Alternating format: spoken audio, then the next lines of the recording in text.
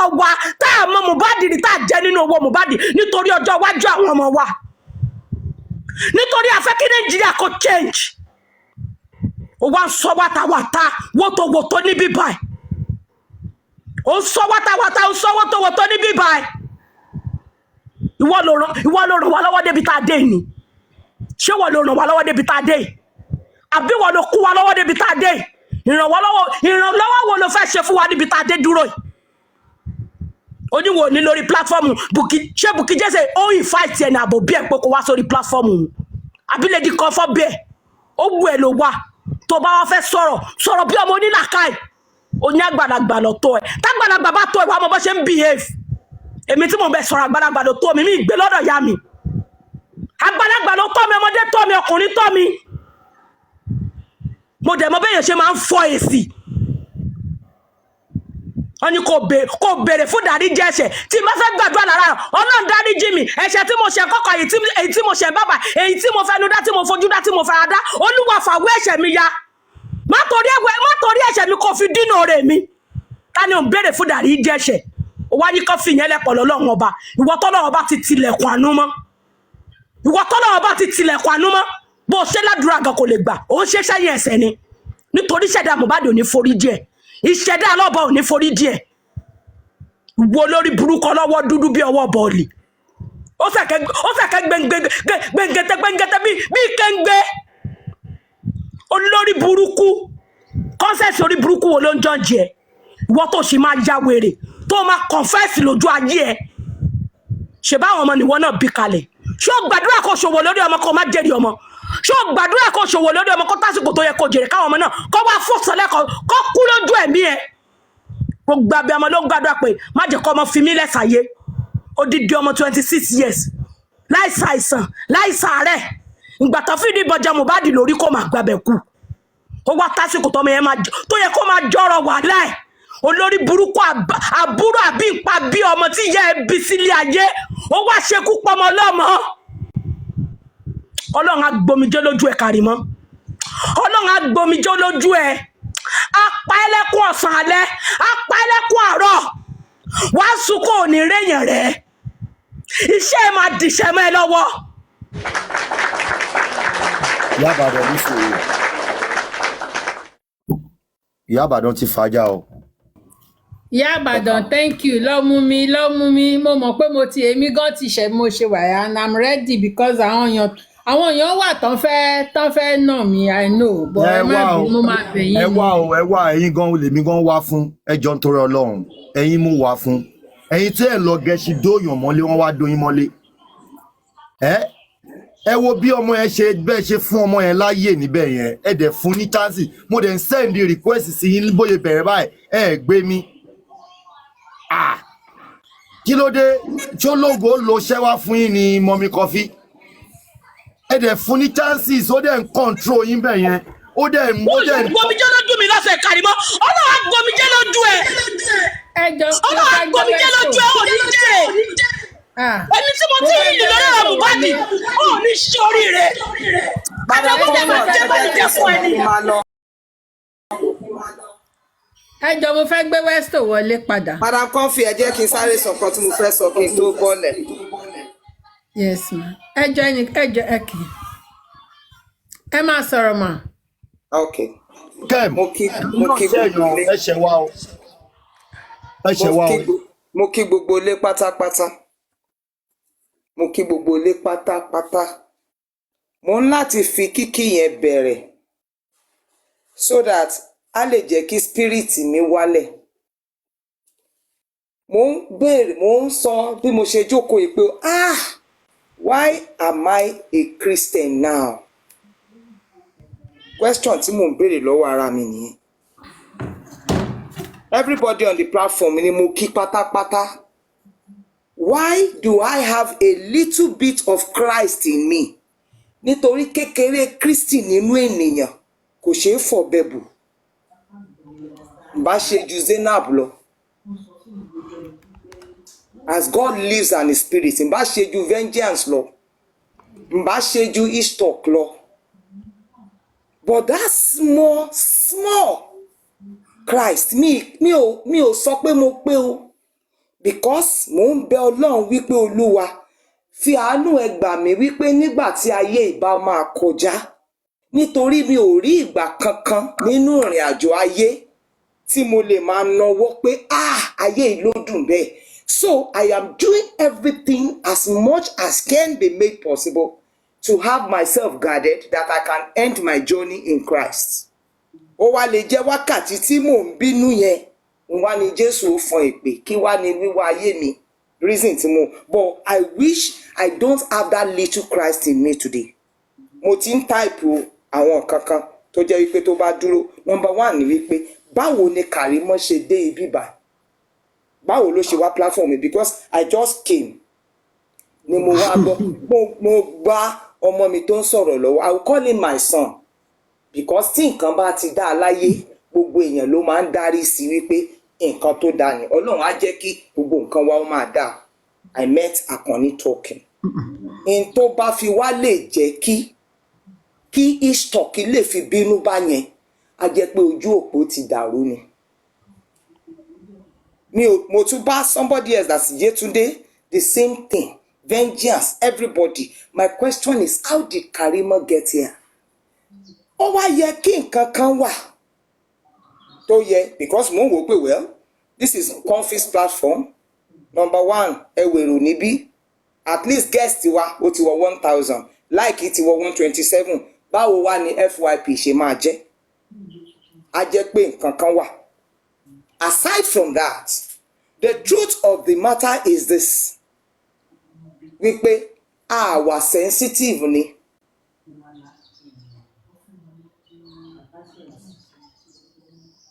Ọ̀túnla ni corona. Wọ́n á ní àwọn tó kù, the remnants, wọ́n á ní ẹ jẹ́ káwọn ó dà wọ́n lédè rú, gbogbo ibi náà ti dé. Ẹ̀yin ò tí ì gbọ́ tẹ́ni ọmọ ológo bó ṣe ń sọ̀rọ̀ lẹ́nu ọjọ́ mẹ́ta yìí ni. Ẹ ò mọ̀ pé ń ba àwọn èèyàn ni. Ẹ rò pé Adéníkẹ́ ṣàdédé ṣubú, ẹ̀fún fún ni, èdè ń dì. Kí gbogbo àwọn tó dúró, kí wọ́n dúró re, kí dàwọn má bàa fà wọ́n lulẹ̀. Mohbad came láti wá gbé ọ̀pọ̀ ṣubú, láti wá gbé ọ̀pọ̀ dìde ni. I said it before lọ́dọ̀ Mọ́mí Jókèm níjọ́ kan. So kẹ́ni tó dúró kó dúró re, kó má bàa tọwọ́ ọ̀dà ṣubú. Spirit Mohbad ti bu, ó gbóná jù. Bí Jésù bó ṣe jà fita, òun ló ṣe fi dá kí ẹni tó dúró kó wà ní ìmúye.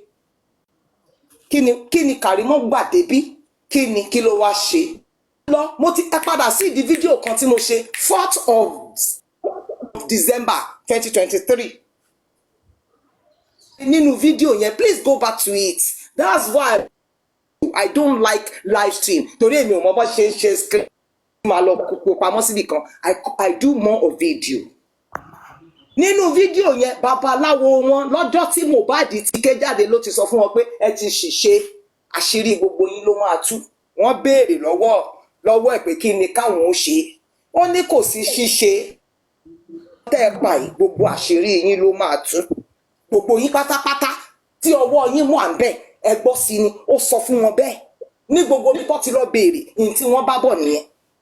The only thing tó wá sọ ni wípé kí làwọn máa ṣe? Wọ́n ní àwọn á dà bí ọgbọ́n.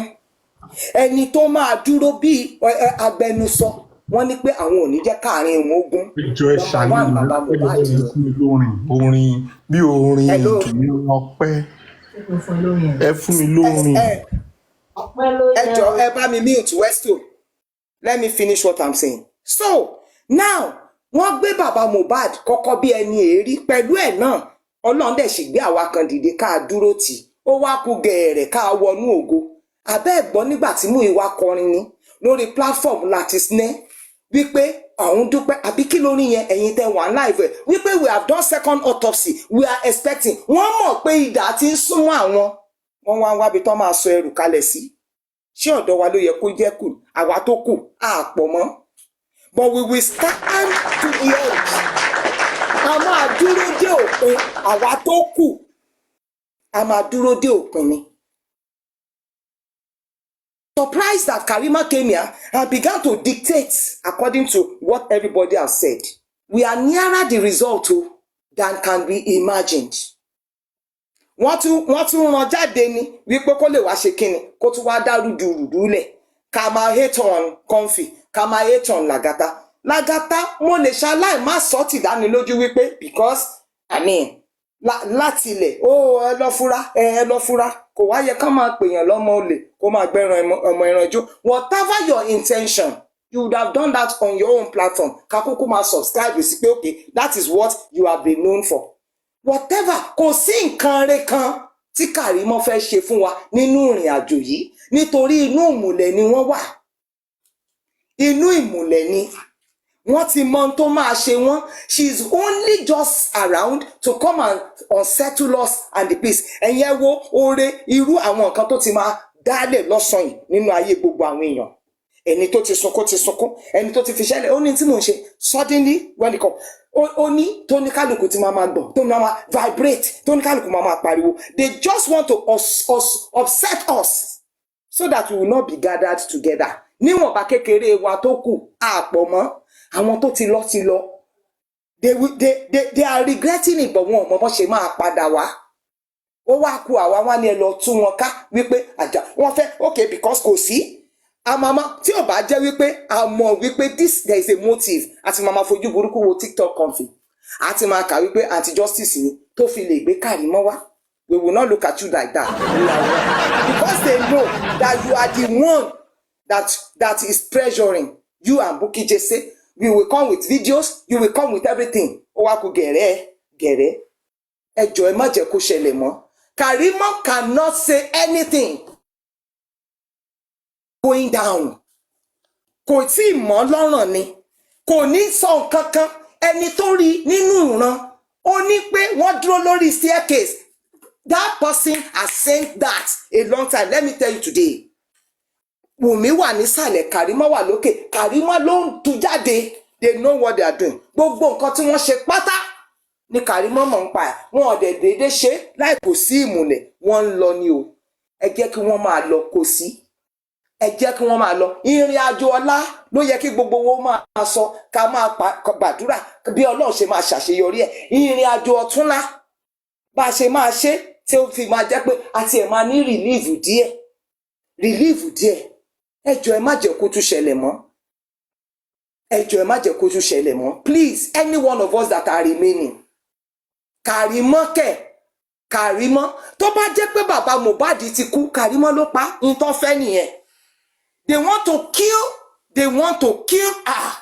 kill him kọ́ má bàa ríbi lọ ṣebí ẹ gbọ́ nígbà tí Honorable York tó ń analyse ẹ̀ ní between 13th and 16th and 19 or whatever kan tó gbé Mohbad jáde ìrìn tí Karimo rìn ò kì í ṣe kékeré Karimo mọ tó ń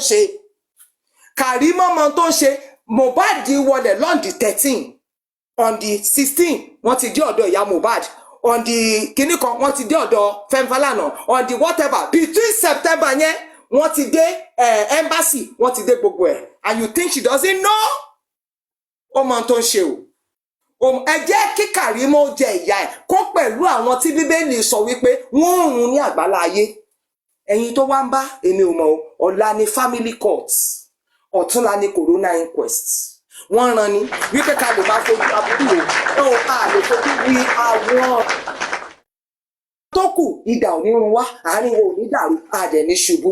Thank you so much. I don't want to say more than that. But nítorí tí bá dúró títí ìlú mi tó bá gbé mi lọ a máa rán gbogbo òkú sí. àwa tó Oǹdó nìyẹn Karimo irọ́ ni o Karimo gbàgbé ẹ o Comfy o ẹ gbàgbé ẹ o I no dey play o Comfy no dey play o tabari tí mo calm down Mommy Rich Grace tabari tí mo calm down get as e be o ó ní bó ṣe jẹ́ o ẹ má worry ẹ̀yin ẹ má everybody please calm down Comfy is comfy o please Comfy is comfy àtàwọn tó ń yín mú àtàwọn tó ń ṣe Comfy is comfy ṣó ti yé yín mo stand gidigba ni èmi ẹnì kan ń gbọ́dọ̀ òun lọ̀rọ̀ mi. Mommy Comfy, mo fẹ́ bọ́lẹ̀. Thank you so much, everybody. I know every platform has just like our own little platform. So if I have, disobeyed any rules of this platform, I'm very sorry. But for everything Timo saw concerning Karimo, I'm not taking it back. It stands still. But if I have come against any rules and regulation of this platform, Emma Bino, thank you so much. I yield my mic. Thank you. ẹ jọ̀ọ́ èmi náà fẹ́ máa bọ́mọ mi lọ torí ọmọ mo wáyé o ẹ ṣé mo dúpẹ́ gbogbo lé o God bless you, thank you. I go as I am going, as also Akoni is going. Thank you so much. Thank you so much. Come on, quiet. Thank you so much, Eshe Goni. Thank you, Ishtok. Thank you, Mommy Rich Grace. Thank you so much, everybody.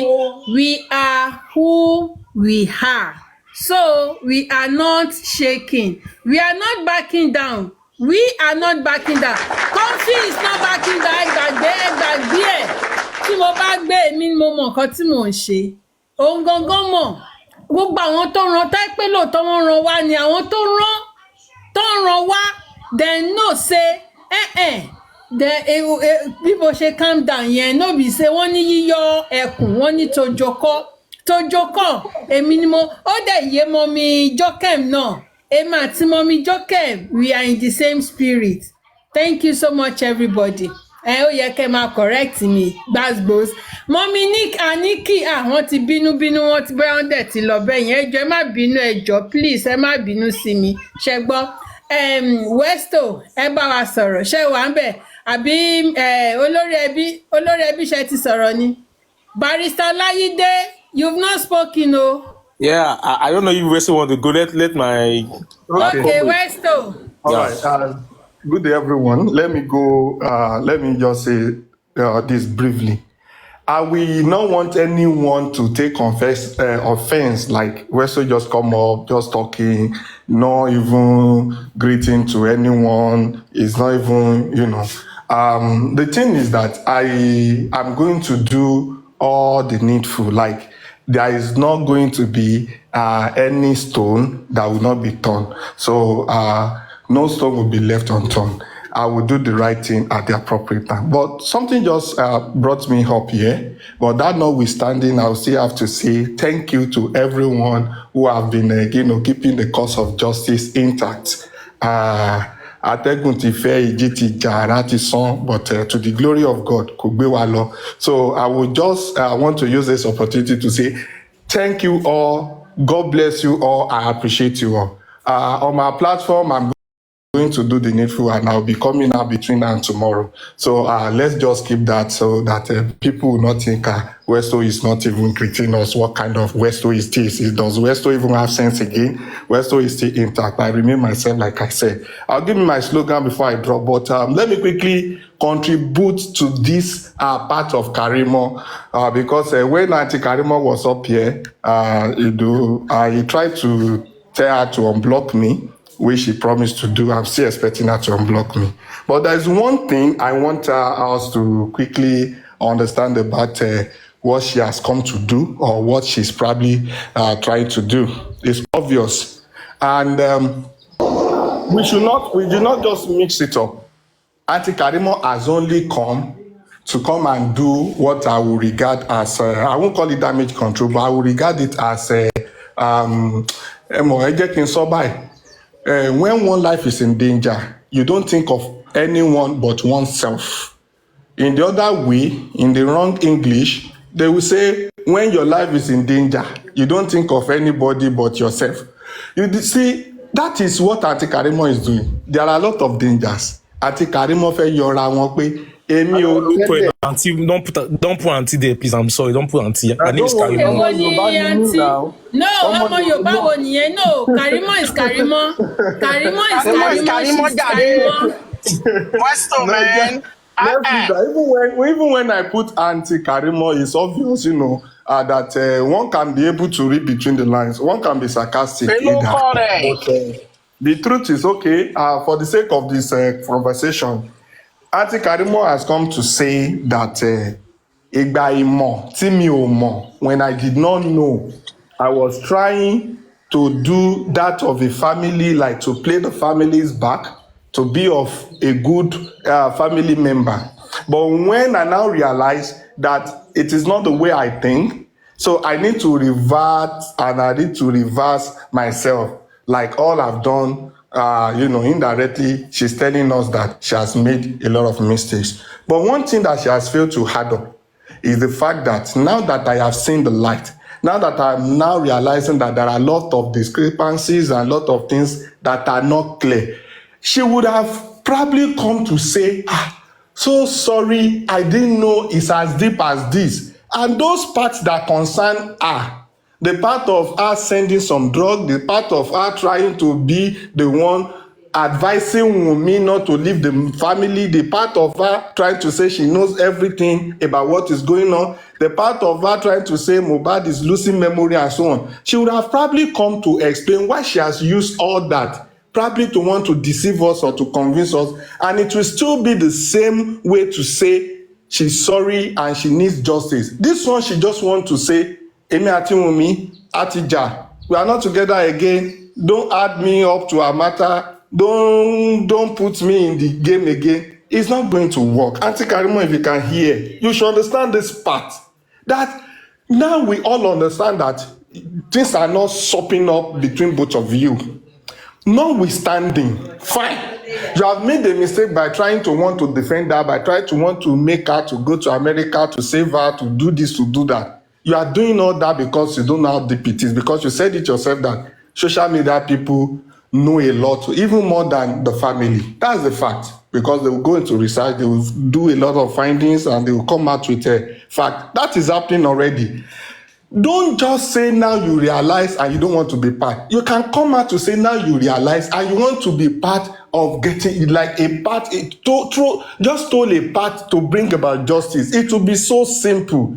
If the only one thing you would do for us, if you cannot do everything, if only one thing you do for us, Auntie Karimo, is to compel Wunmi to clear that part of DNA, to do that DNA, to say, Wunmi, ma ba orúkọ ẹbí wa jẹ́, do this DNA and leave this part. Every other part, I'm not interested. It's okay, because Oro tó gbéyàwó àfà, I used to say this all the time. Ó ti gbórúkọ àfà mọ́. Your family name is involved. Forget about the fact that Baba Koko, Ìyá ló pa yín pọ̀, Baba ò pa yín pọ̀. One way or the other, there is this same DNA between you and Wunmi. The DNA is that DNA of your mother, the mother side, I mean. You have the same womb, the same egg. Somehow, bring about the two of you through your mother's side. In a way, it is a stain to you. That stain needs to be cleared. Do that part for us. We don't want everything from you. You cannot even give us everything. It's not even possible. But if that part is where you are going to remain, let us know, Sister Wunmi. Karimo. And to all the panelists, all commenters, all great hosts, everyone that is working to get justice. Ẹ má jẹ́ kí a wò pé Karimo should not be entertained, Karimo should not be allowed. No. As long as she will be coming up to come and give us some information, even if she's coming to lie to us, we are not daft. We can detect lies. Mommy Jokem was able to do a lot. She was able to detect a lot. The same way a lot of people will be detecting a lot. If they are not saying anything, if they are not talking, you will not even know if they are trying to lie or if they want to lie. You will not even know. But when they come up, they will say the truth and they will lie. There are three things that cannot lie. In comment, I will paro. Your voice, tó bá parọ́, your body language will not lie. If your body language is lying, definitely don't mind picking any pause, P-U-L-S-E in communication. Your pause will not lie, because the way at which you'll be digging out, splitting out your words will definitely mean that it's either you are trying to play a catch-up game or you are saying the truth. So from day one, till Auntie Karimo ti jáde, it was not easy to detect that she was lying from her voice, but the post was saying that she's lying. Now, everything today is now telling us that the reason why her post was like that initially is because she was trying to defend Wunmi, trying to say, Ẹbí kan náà ni wá, kójú má ti ẹbí. Now, ojú ti ti ẹbí, because ẹbí gan ò support justice. And you that you are now saying the light, please tell her. If you cannot tell her, join those who are telling her to clear that part so that things can come back to normal for that family where you belong, sister, and for the family of Aloba, that is family of Mohbad. things can come back to normal because this thing is affect ara orokun ara already ara oro family odo ara oro family and baba Mohbad náà ni. It will continue like that and it will continue to cause trauma and a lot of emotional disorder. If you want things to be normal, we have realized that you are now realizing your mistake. We are getting your message. You are passing it to us. We are accepting it. Now come back to join to say that was in the days when you were not in, seeing the light. You don't know what happened then. It's normal. Àbúrò mi náà fẹ́ pa, àbúrò mi náà descend lé lórí, àbúrò mi náà pè ní àpàyàn, mi nígbà. But now ti rí wípé àbúrò ẹ gan kò help matter. Ẹ jọ̀ọ́ kò lè tó bá yẹn ẹ pàbúrò yín pé ó ti jẹ́ kí n sọ̀rọ̀ sọ ó ti jẹ́ kí n ṣìwàwò mi mọ̀ pé nǹkan tí wọn náà ṣe tó bá yìí o wá lọ clear kíni wá lọ clear ra o kò ń ṣe pé ẹ máa sọ pé I don't want to you have to. You were part of those who were in Mohbad's life. You were once in Mohbad's life. You told us a lot about Mohbad. Ẹ ti sọ lónìí níbí báyìí. You said it today that Mohbad used to call you to say, you don't talk to me, sister. You used to talk to Mohbad. You used to send things to him.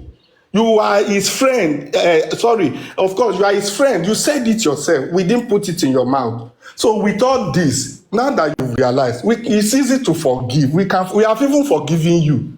But come and join. Don't say you don't want to or you are not part of. It's not possible. Sister Karimo, it's not possible. You are part of it. You have to clear it. It's a simple thing. Nobody will kill you for that.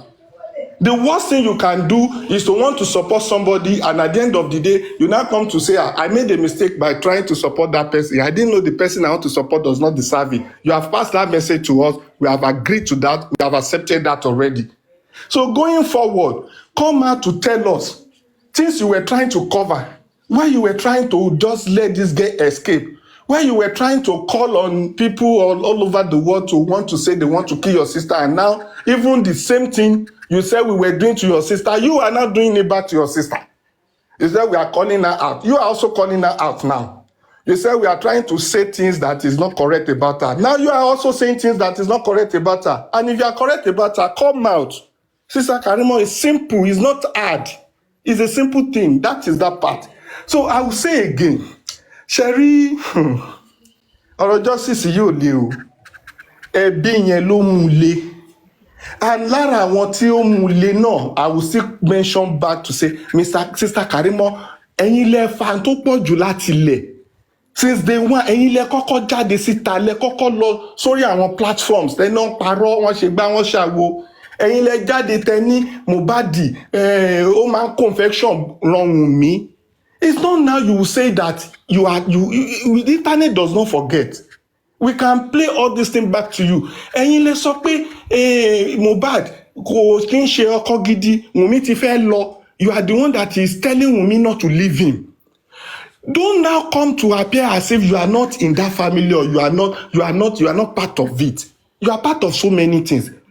There are times you send drugs to Wunmi to use for the infection that she's getting from she's getting from Mohbad. There are times you send drugs to give Mohbad that will make her sleep. I remember there was this SOS thing that was mentioned in court. Adura even said it, and it was linked to you that you supplied them all these things. So why is it now that you are saying you are now realizing yourself? You have said this and that is, you trail at Igbarin and Yati Umikoja, you're now trying to say you are no longer part of it. Fine, you may not be part of those defending or trying to block Wunmi or trying to say Wunmi cannot attend to some things. But you are part before, but now that you realize you don't want to be part again, then you should, in a way, say things that will bring about this justice. It's not as if that those who are calling for justice doesn't know what to do. Just that only God knows who are those people that are using the almighty power from somewhere some authority where we are still trying to unravel, to unbundle. Those who are using the power just to be preventing this lady, this girl, and it cannot last. It's just a psychophancy. It cannot last the test of time. So on this, I would just say that let us not discourage having her. Let us not discourage her from coming to say one or two things, because even from what she said today, it's still obvious that she's part of that family. She's part of the process. She has contribution in all of this. And if we are not bringing her up, we won't know all this. Lè gbé inú mọ kíní kan ìgbín o. Lè tóyún mọ kíní kan karahun ìgbín mi mọ Yorùbá ẹ̀ sọ o. But we still need to bring her up to ask her question, to make her talk, so that she will know that we are not just calling her to come and say one or two. So that I will stop for now. And I will appreciate you, especially Sister Comfort, because I think for over how many months ago that I've not talked on the internet, I only go about, trying to put comments around. And today, I'm hearing my voice, trying to gather myself together. I did that on Brother Latif's platform earlier, and I will still try as much as possible to go to a few other platforms to appreciate the fact that they are upholding the justice and they are not allowing the cause of justice to die. Thank you. God bless you. Thank you so much. Thank you so much, Westo, for that wonderful submission. Thank you so much. Love you so much. No retreat, no surrender. We love you. My voice, We love you and we miss you a lot.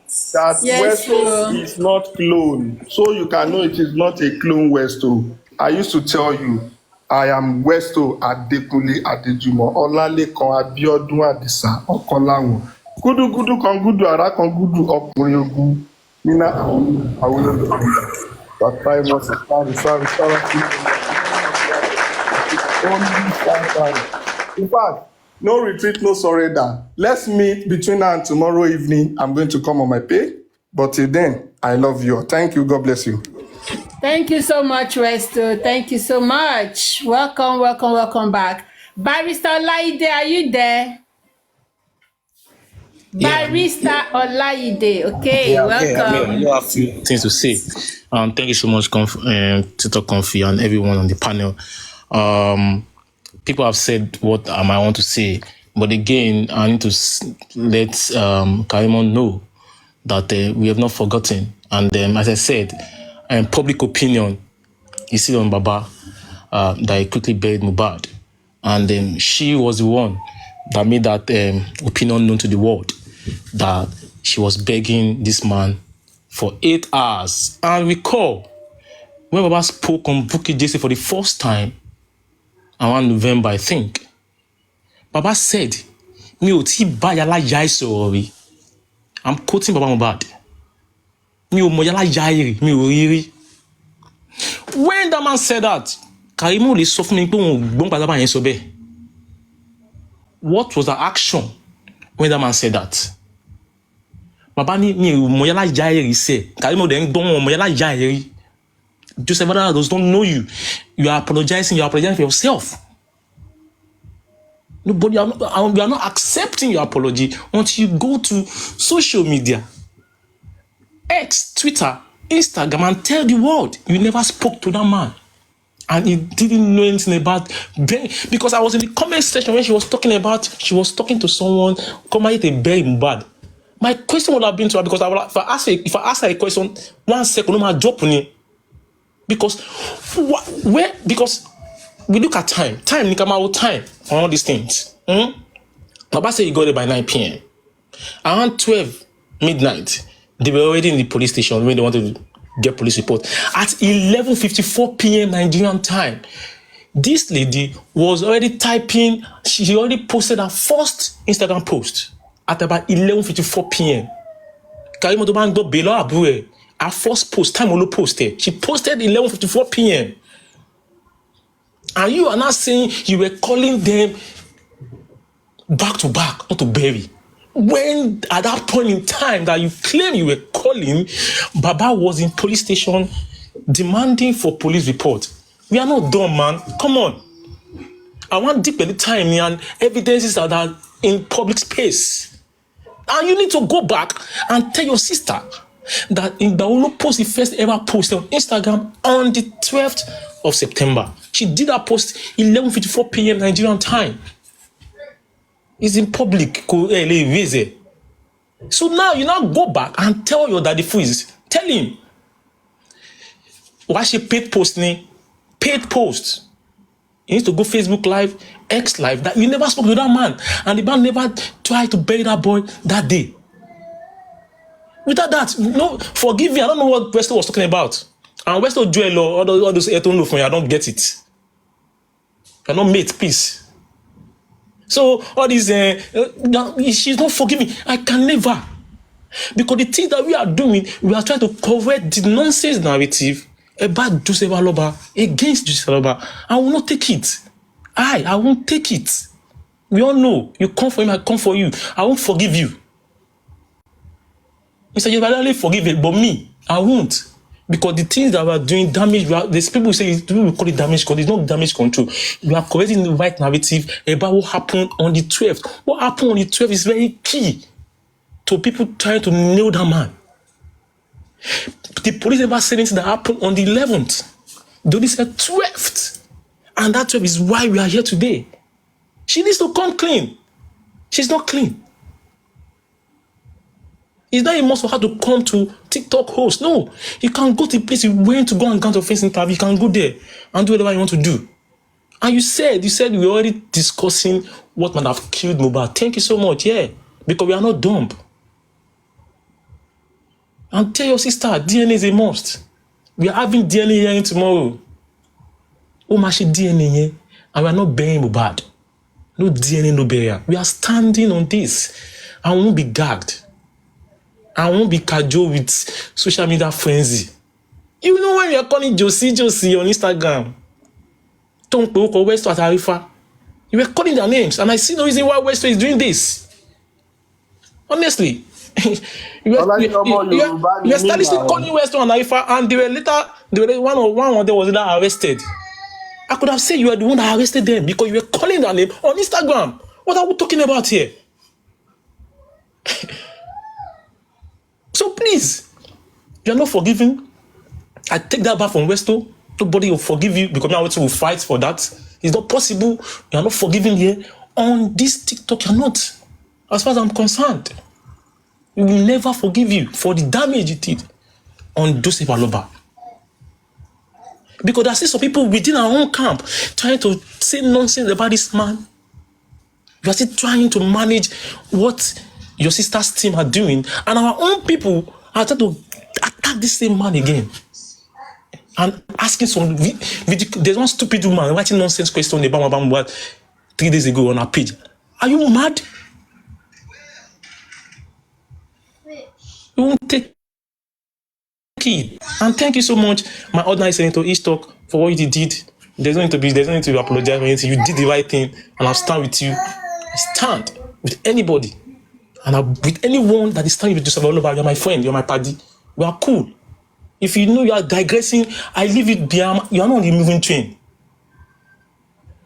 But one to Paromo in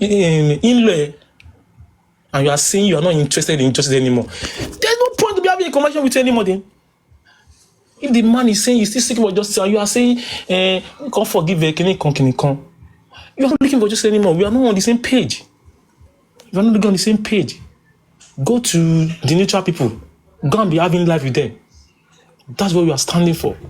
No justice, no peace, no DNA, no burial. We are awaiting our autopsy results, and we're going to get the results.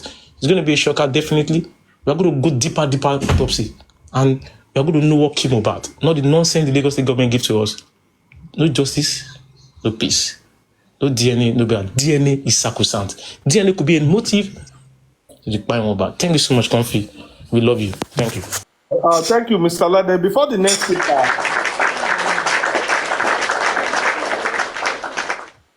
quickly, before the next speaker, Auntie Karimo, Emma Shimigbo, don't get me wrong, go. We are not forgiving you until we get justice. So the forgiveness we can only forgive you is if you wish to join the people calling for justice, not the one defending the undefendable. So please, no forgiveness until we get justice. And please, Auntie Karimo, I want to bring some set of people up.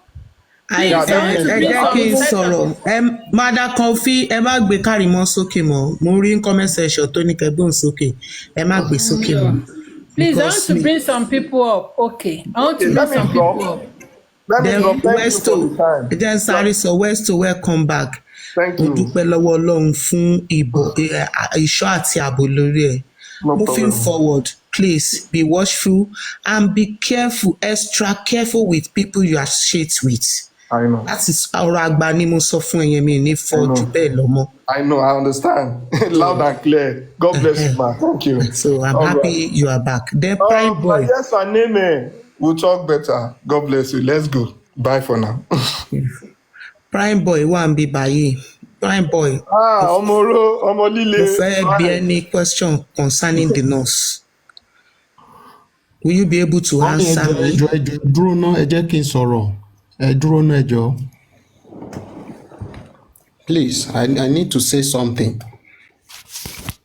Mommy Comfy, honestly, I love you so much, but I'm disappointed at you today. I must register my mind and my voice.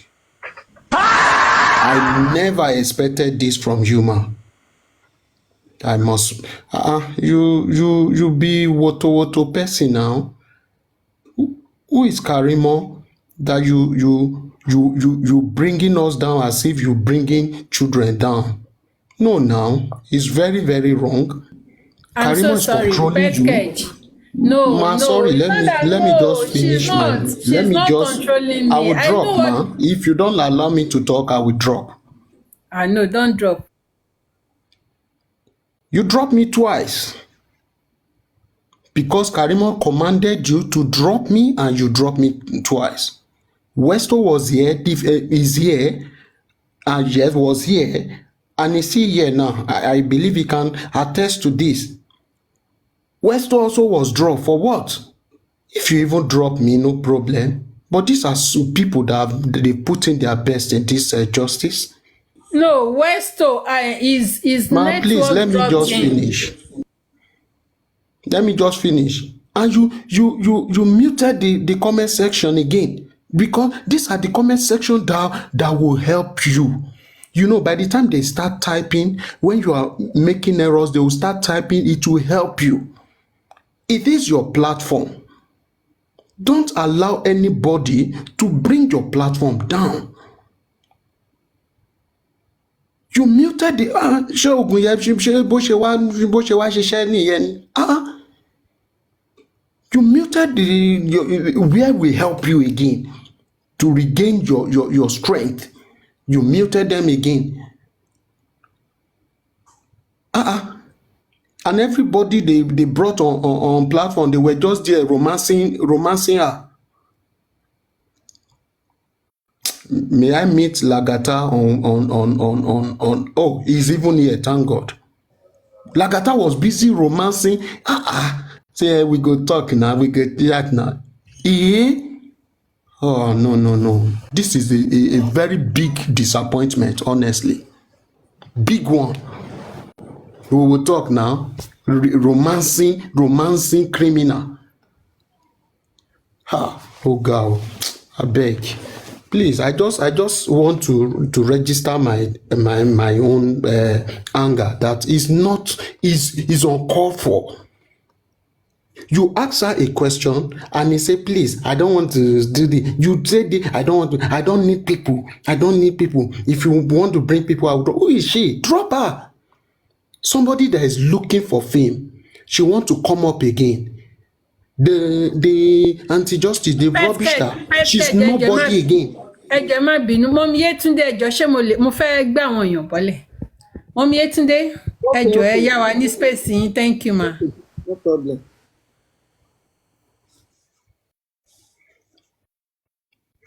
Ma, it's okay. I will just Tó bá drop. gbé ẹ sókè, tó bá insult àwọn èèyàn bí báyìí, èmi fún ara mi máa rán ẹ sílé ni o. Má insult anybody tó bá gbé ẹ sókè, torí oníkọ́ gbé ẹ sókè pé o wá fún peace. Tó bá insult anybody, bí mo ṣe calm tó, èmi náà kì í ṣe pé kò gbá lórí mi o. If they bring you up and you insulted ẹ má gbé Karimo anybody. sókè bí o. Mọ́mí Comfy, ẹ má gbé Karimo sí òkè ní bí mo fi Ọlọ́run bẹ̀ yín o. Kẹ́ni tó sọ̀rọ̀ máa sọ̀rọ̀ lọ. nǹkan tí mo fẹ́ sọ ẹ má jẹ́ ká tún blame Madam Comfy mọ́. Nǹkan tó ṣe ó dáa. Yes, èmi rí nǹkan mẹ́ta dìmú ń bẹ̀ o. I'm not talking about another person. Tí mo dẹ̀ mọ̀ pé àwọn nǹkan tí mo lè analyse lé lórí ni. So, Prime Boy, mo fẹ́ bẹ́ẹ̀ sọ̀rọ̀ and if you can answer it, fine. If no, let us know. Nurse, wọ́n ní ó ṣì wà ní police custody. How true is that? Because mo gbọ́ pé ẹ máa lọ ẹ máa ń sign every Tuesday ní court.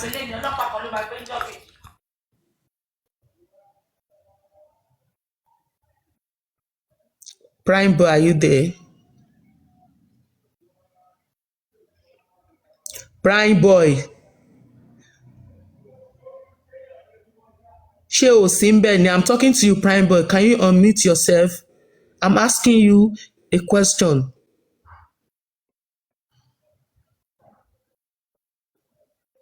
ó lè ti drop phone bóyá ó drop phone. Ẹ̀kọ́ drop ẹ̀ bọ́lẹ̀ ń gbá yẹn kí ni essence of staying on the panel because that is the only question tí mo fẹ́ bí nìyẹn. Interesting question tí mo dẹ̀ need láti mọ̀ nípa ìlú. Ẹ jọ̀ọ́ ẹ má bínú mà ṣe lè sáré fún mi 1 minute mà ẹ jọ̀ọ́ tó lọ. Ẹ jọ̀ọ́, good afternoon everyone.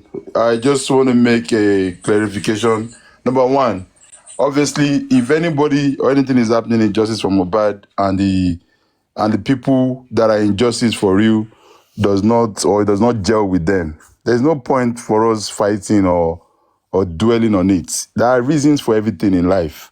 Sure, you understand? Number one, I've never spoken to Karimo in private or anything like that.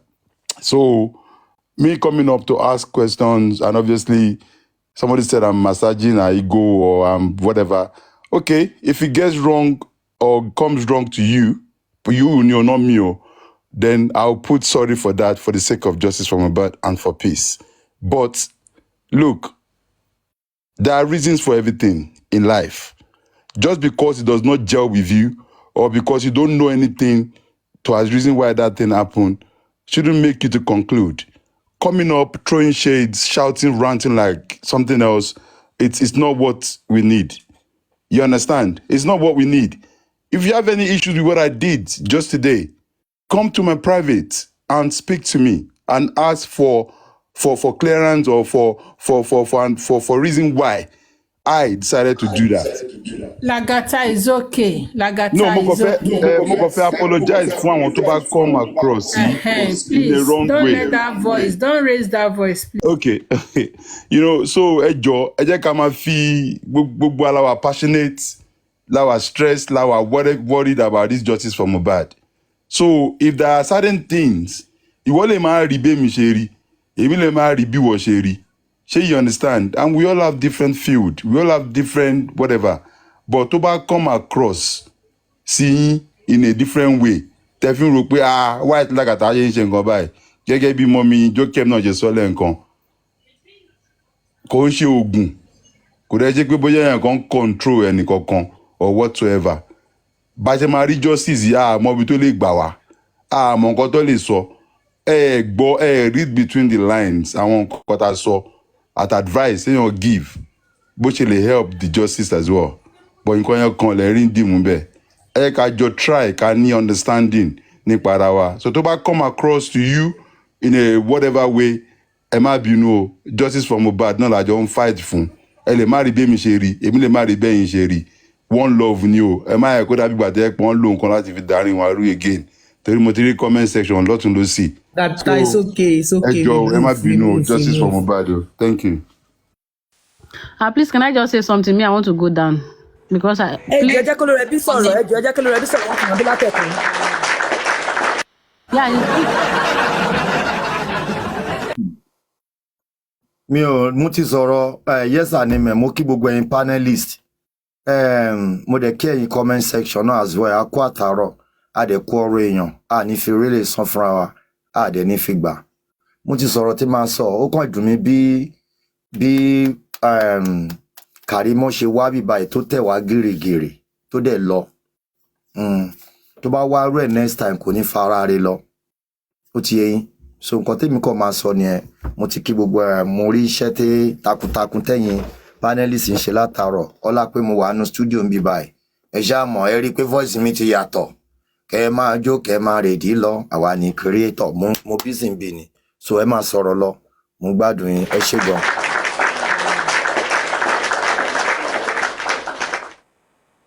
Oyè Olúwa dára sí mi. Ẹ jọ̀ọ́, Mom Jokem, yes, anime, mo fẹ́ bẹ̀, ẹ jọ̀ọ́. I use God beg you. I know you people, we agree to disagree. I beg, let's Karimo come up for the last time. Ẹ jọ̀ọ́, yes, anime. Please. Ẹ jọ̀ọ́ nítorí Ọlọ́run, ẹ má jẹ́ kí Karimo gòkè o. Kí ló fẹ́ wá ṣe? Kí ló tún ní lẹ́nu tó fẹ́ sọ? God bless you. Karimo padà wá sí báyìí. Ẹ má jẹ́ kí Karimo gòkè mọ́. Kí ló dé náà? Don't let her lórí ìkànnì yìí. Karimo should not come up Lórí again, ìkànnì tá a wà yìí. This is Kí ló dé? justice for mohbad ìkànnì. Karimo is not coming back here. Ní òkè yìí kò padà wá sí báyìí mọ́. Let me tell us something. Mommy comfort Wọ́n mi mọ́lẹ̀. Ẹ jẹ́ kí n sọ nǹkan fáwọn èèyàn tí wọ́n mọ̀. Ẹ jẹ́ kí n sọ nǹkan fáwọn èèyàn tí wọ́n mọ̀ about this Karimo and àwọn anti-justice. That thing you are expecting from them, they will never give you. Ẹ má wà too desperate. Because they expect from wọn yẹn, they will never give you. Mọ́mì. Ẹ wá Karimo kí Karimo padà wá síbi tó bá padà wá síbi tó bá bí yín nínú. Ẹ bá máa pariwo, ẹ máa rant. Tó bá tiẹ̀ ti wá TikTok coffee, a máa fi platform yín sílẹ̀. Tẹ́ bá tún try láti gbé gòkè, we all will leave your platform. Kí ló dé máa gbọ́ mọ́mì? Karimo go ní lè padà wá mọ́. Nítorí gòun gan máa wà ní ìsàlẹ̀ báyìí, ó wà lẹ́ńkùlé tó. Olórí ẹbí, she said she want to come up. That's why I asked them to come. She's there and she's begging to come up. Ẹgbọ́n ẹmọ tó ṣe ẹ jẹ́ kó come up. Ẹ jọ̀ọ́ ẹ má bínú. Ẹ jẹ́ kó come up lónìí náà ká yanjú gbogbo. Ẹ jẹ́ kó lo platform ẹ̀ náà. Ẹ má jẹ́ kó come up. Ẹ jọ̀ọ́. Ẹ jẹ́ kó lọ bá wọn sọ̀rọ̀ lẹ́yìn. Don't let her come up for me. Àwọn pípọ̀ ìgbé olórí ẹbí wọ́n ń gbé oògùn káàkiri. They can hypnotize this platform. Ẹ wá dúró àwọn òsì tán ti dà lórí irú. I'm telling you kò ní nǹkan kan. Ẹ̀yin lẹ́wọ̀n ẹ bá fẹ́. Ẹni sùn ẹ jẹ́ kó wá ẹjọ́ ẹ dẹ̀ jẹ́ kó wá bó jẹ́ 2 minutes. Ẹ wò ṣé mo lè sọ̀rọ̀ ẹ má bínú. For me, èmi ò rí any reason láti má jẹ́ kí o sọ̀rọ̀ because from what they say, we get a lot of things. Ibẹ̀ la gan ti máa rí pé ẹni ìyá. A máa mú ọ̀rọ̀ dání, a máa rí nǹkan mú ọ̀rọ̀ ẹ̀ náà. You get a lot of facts from these people. Somehow. There is no. Ẹ jọ̀ọ́, èmi fẹ́ béèrè nǹkan. Èmi fẹ́ béèrè nǹkan kan. Kẹ́ tó gbé Karimo yín sókè, mo fẹ́ béèrè nǹkan kan. Ọjọ́ wo ni àwọn gúrùpù Wùnmí àbí àwọn anti-justice, ọjọ́ wo ni wọ́n gùnkè wá sórí platform justice tí wọ́n dẹ̀ fún yín nìkan tó fún yín peace tí ẹ̀ dàrú tí ẹ̀ jà? Ọjọ́ wo ló ṣẹlẹ̀? Are we not tired of all this? Ọjọ́ wo làwọn gbà yín láyè pé kẹ́ wá sọ tẹnu yín tí wọ́n ṣépè fún yín kan lè yín jábọ́? Why kí ló ń tàn paparazzi kí ló ń tàn fọwọ́ ra wọn lórí? What do we really want from them? Yes, Anime. You just answer yourself. No. Brother Lati. Yes, Anime, you have answered yourself. You said I want anti-justice. When you call something anti, you can never expect anything positive. We have to clarify. Why do you people now want them to come to your midst? Expect anything positive. Yes, Anime, ẹ jẹ́ kó wá sókè, ẹ jẹ́ gbọ́ nǹkan tó fẹ́ sọ. Ẹ jọ̀ọ́ olórí ẹbí. Kí lẹ fẹ́ gbọ́ lẹ́nu Karimo láti bí oṣù. Ẹ jẹ́ tó fẹ́ àmọ́ nǹkan tó wà lẹ́nu ẹ̀ tó fẹ́ sọ àwọn ó dáa ẹ jẹ́ kán gbé gòkè but èmi ò fara mọ́. àìná pàtó máa padà. Ẹni tí ó bá ẹ má bínú mà okú òun wó ruru káwọn wá ruru. Ó dáa ẹ gbé gòkè káwọ àrà tó fẹ́ dá. Ẹ máa gbọ́ mà níbi gbàùgbàù náà la máa rí nǹkan mú. Àwa ní àní ẹja wàrà tuntun tó fẹ́ dá. Ẹ jẹ́ ká wàrà tuntun tó fẹ́ dá. Àlè aláwọ̀ ti tẹ́lẹ̀ mọ́. Mọ́mí kan fọ́ ò lè aláwọ̀ ti tẹ́lẹ̀ mọ́ òun náà lè wá níwà bó ṣe wá tẹ́lẹ̀ kó wá gún wá gírígírí. Àní ẹ jẹ́ ká gbọ́ nǹkan tuntun tó fẹ́ sọ. Okay, tá a fẹ́ gbé sókè kò sí wàhálà. Ó yá ó ti dé. Ẹ káàsán gbogbo lẹ. Ẹ káàsán ìyá Karimo. Ọ̀rọ̀ láti. Só tiẹ̀ mọ̀ mí. Ẹ kújọ́ ìgbóhùn yìí dáadáa. Mo ti gbọ́, continue. Tí ìgbà tí mo kọ́kọ́ gòkè tó bá attack mi ní dáhùn bí mo yẹ dáhùn yẹn. Ṣé rí alákọ̀ọ́kọ́ tí mo kọ́kọ́ gòkè èmi àti sista Confine. Bọ̀ ẹlẹ́ẹ̀kejì mo ní kó jẹ́ kí Lagata àti Mọ́mí Jókè mú àmì. Ṣé rí bí mo ṣe gbọ́lẹ̀ lẹ́ẹ̀kan yẹn mo wà ní comment section Mọ́mí Rich Grace ṣe analysis kan. Wọ́n ní ọ̀la ní court. Níwájú Ọlọ́run àtèèyàn mi ìmọ̀ pọ́lá ní court. Ọlọ́run ọba tó dá mi. Ó ṣe ẹ̀rí mi. Mi ò mọ̀ pé court wà ní ọ̀la. Tí anybody bá rán mi wá, tí mo wá ṣe àbòsí, kí Ọlọ́run kó dáa fún mi. Ṣé rí nǹkan tó jẹ́ kí n wá sí platform yìí ní ìrọ̀lẹ́ yìí? Ṣé rí misjudge mi ni? Ẹni wọ́n rán mi. Ó dá jẹ́ kí n dé ní question kan Karimo. Ṣé o wá síbí báyìí? Dọ́nà ṣé o wá síbí fún pò ń wá justice ni? Àbí kí ló wá ṣe gangan? Ṣé rí àti wá justice mi? Ó ti kọjá. Ẹ mọ̀ dí tó ti kọjá. Ibi tí mo rò pé mo ti máa rí justice. Mo ń sọ, mo ń tún sọ.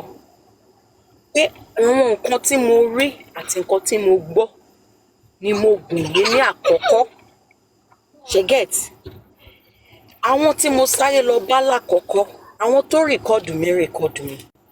Àwọn tó lo ọ̀rọ̀ mi against mi rò gbogbo yín náà lẹ́rìí. Ṣé get? Lásìkò tí mo feel pé mo wá justice ó ti kọjá. Because need justice mo báyìí. Mi sọ Bọ́dà Láti ẹni sùn láti ọ̀rọ̀ fún mi. Àwa sì wà níbi tá a jókòó tí tá à ń wá justice. Mi sọ pé mi ò wá. Ṣé mo ké ó ní ọ̀nà téèyàn fi ń wá justice? Ẹ mọ̀ bóyá mò ń ṣe one or two things lábẹ́lẹ̀ ẹ mọ̀. Ṣé rí nǹkan yìí ẹ má bínú o, ẹ máa ń ṣe láàrin ara yín náà téèyàn kan bá ṣe mistake ẹ máa ti sáré attack ẹnìyẹn. Mo wá síbi nǹkan tó mú mi wọlé lọ́sàn-án mo fi Ọlọ́run ọba ṣẹ̀rí. Sister kan fi ń ṣojú bákan, wọ́n gbé nǹkan kan sójú screen, wọ́n ń ṣojú bákan, wọ́n ń ó fọ́nì. Gbogbo bọ́ yẹn máa ń jójó wọn yẹn náà, despite pọ́n máa ń bú mi, ó máa ń fọ́nì sí mi. Nǹkan yẹn ni mo rí tí mo fi wọlé.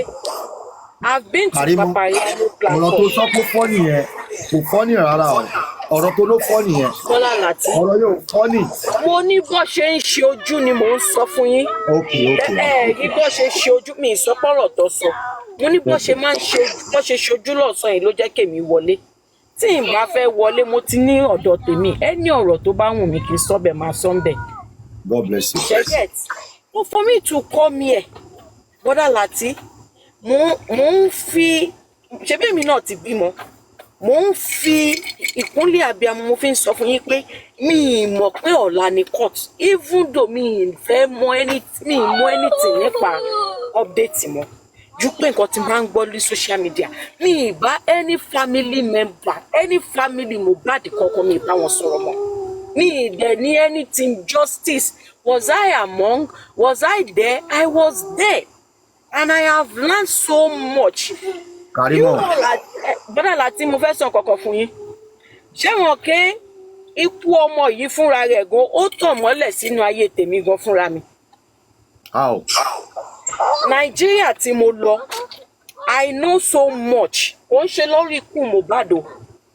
Ní nǹkan tèmi rò pé why ni red ni ó jẹ́ black ni. Ṣẹ́gẹ̀t. So mi ò bá anybody ò rán mi wá. Can you please? Àbí kò fẹ́ dá fún mi ibi tó wà ní. Ṣẹ́gẹ̀t. Kò sẹ́ni body. Nígbà tí mo sọ yẹ yín, èmi kò ń ṣe tèmi. Àṣẹ́rẹ̀ Karimo, ká má take much time, hold on. Jẹ́ ká wá point gidi gangan. Are you getting my point? Sorry, let me tell you something. Wíwá tó wá bí, ó yẹ kó wá bí bẹ́ẹ̀ pé ó wá help wa láti tan àwọn ọ̀mọ́lẹ̀ tí wọ́n bá mọ̀ tó bá mọ̀ nǹkan tá a expect yẹ láti fi lè help justice. That is what we are expecting you to come and help baba lọ́ba.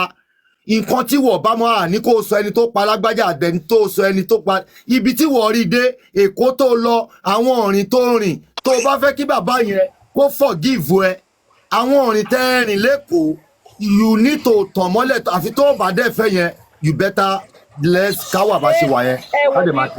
No, tí tẹ bá ní kí n má wá bí náà mi ní wá Ṣẹ́gẹ̀t.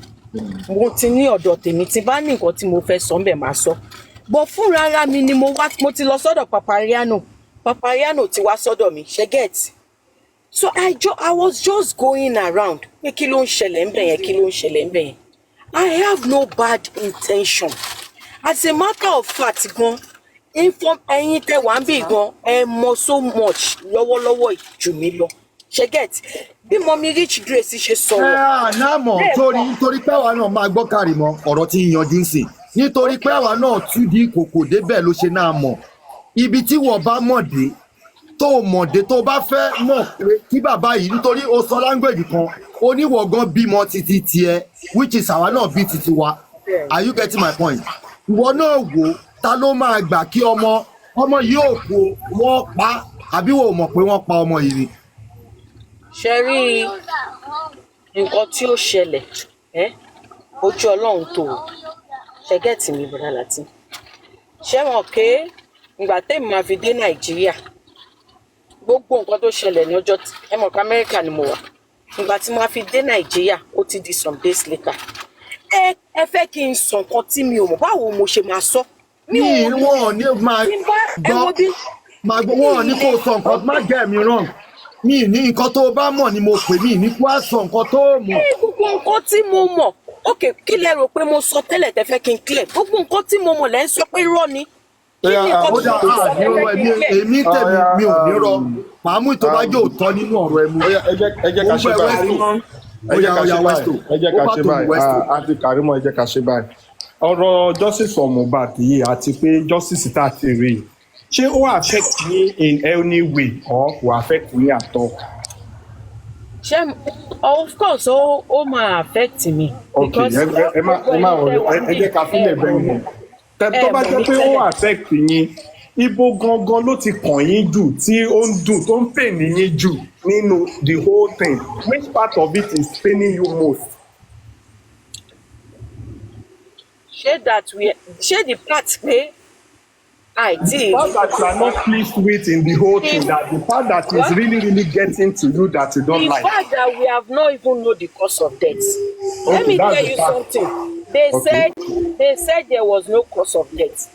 But ọrùn kan now, that is affixation. I expect that to be part of the what is it called? The toxicology results. Bọ́ọ̀rùn ṣe kó wà lára results. Okay, when I saw the results, saw the results, mo ní why tí kò gbé ibi tọ́run ti kan jáde, ó yẹ kán gbé yẹn náà jáde náà. All right, Sister Karimo, answer this question, please. If you are to be on top of this case now and handle this case, and you are being pained that you have not gotten justice, you have to pick up this case now. What is the first thing you are going to do right now? As the one in charge now that wants to get this justice, like you have been given all the power of attorney, all the weapons to go ahead and bring justice. What is the first thing you will do if you had that opportunity?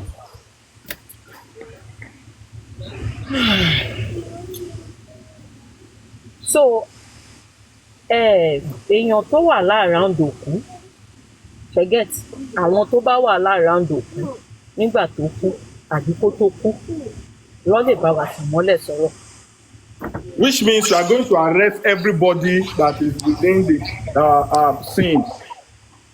Everybody tó wà ń bẹ̀ kó tó kú and the issue of assault gbogbo ẹ̀ àtàwọn tó wà ń bẹ̀ kó tó kú àwọn tó wà ń bẹ̀ tó kú everybody.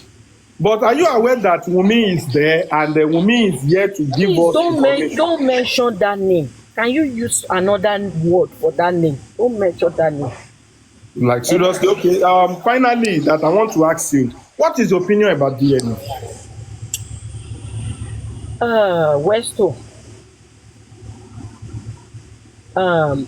I said something indirectly or directly. I said ẹni abálàbà òun ni bàbá. That word ó ti sọ so much.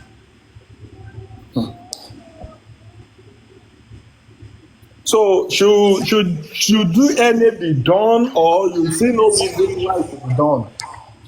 Westo, I have just answered your question. See, you know what? I don't want to drag myself into anything, any mess. I don't want to drag myself. nǹkan tó mú mi gòkè lénìí ni pé I just want to come here and stay here. Then opportunity wà, I came up, shey you get, to say some things. I never knew it was going to get to this extent.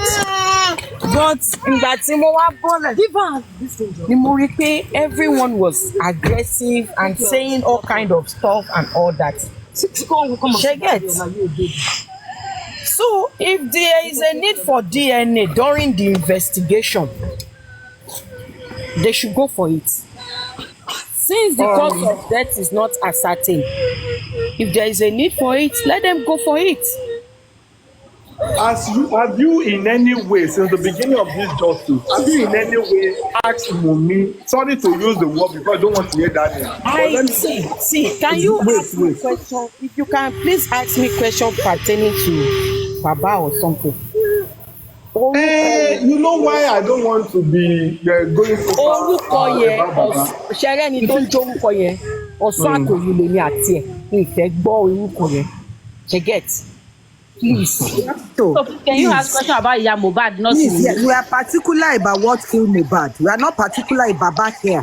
If she cannot answer anything related to what killed Mohbad, then we don't need that. Mole, why are you attacking me? I said to attack you because I'm not giving any reasonable question, no reasonable answer. What are you saying? Why? What is all this? Why are you talking about Baba? Doing justice for Mohbad. This is irrelevant. You guys that brought me here. It is irrelevant. You know what I'm saying by Madam Confi,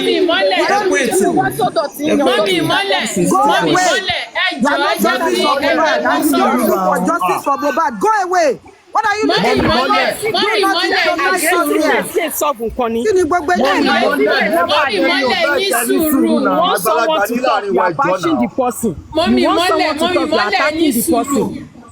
Àwọn èèyàn ti bínú gan jọlé lọ́gọ́ tẹ́lẹ̀ òun náà mọ̀ ó kó wà bí látàárọ̀ yẹn ló kó wà bí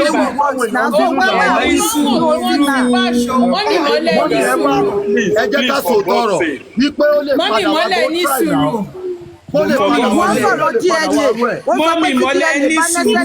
Mommy Mole, she said you can call me another name. Any suru Mommy Mole. What we are having here. Mommy Mole, meet now. Where to go to ask another question now? Any suru, where's to one do kini dada now? I know that ní tẹ́ bá mọ̀ pé lè gbọ́rọ̀ ẹ̀ẹ́dẹ̀ẹ̀dẹ̀ filẹ̀ ẹ̀mí. Ẹ jẹ́ ká wà àwọn speaker ló wà bí báyìí. Ẹ jẹ́ ká rí nǹkan mú náà. Wait. If we are saying that we are not getting anything from what Karimo is telling us, we are all deceiving ourselves. We just need to calm down. We don't need to attack. Even if we have to argue. Hello. Thank you. Even if we have to argue that some of the things that she's saying is not pleased, it's not when she's still saying it. She can excuse us and we now analyze if we are pleased with it or not. But let us just ask questions.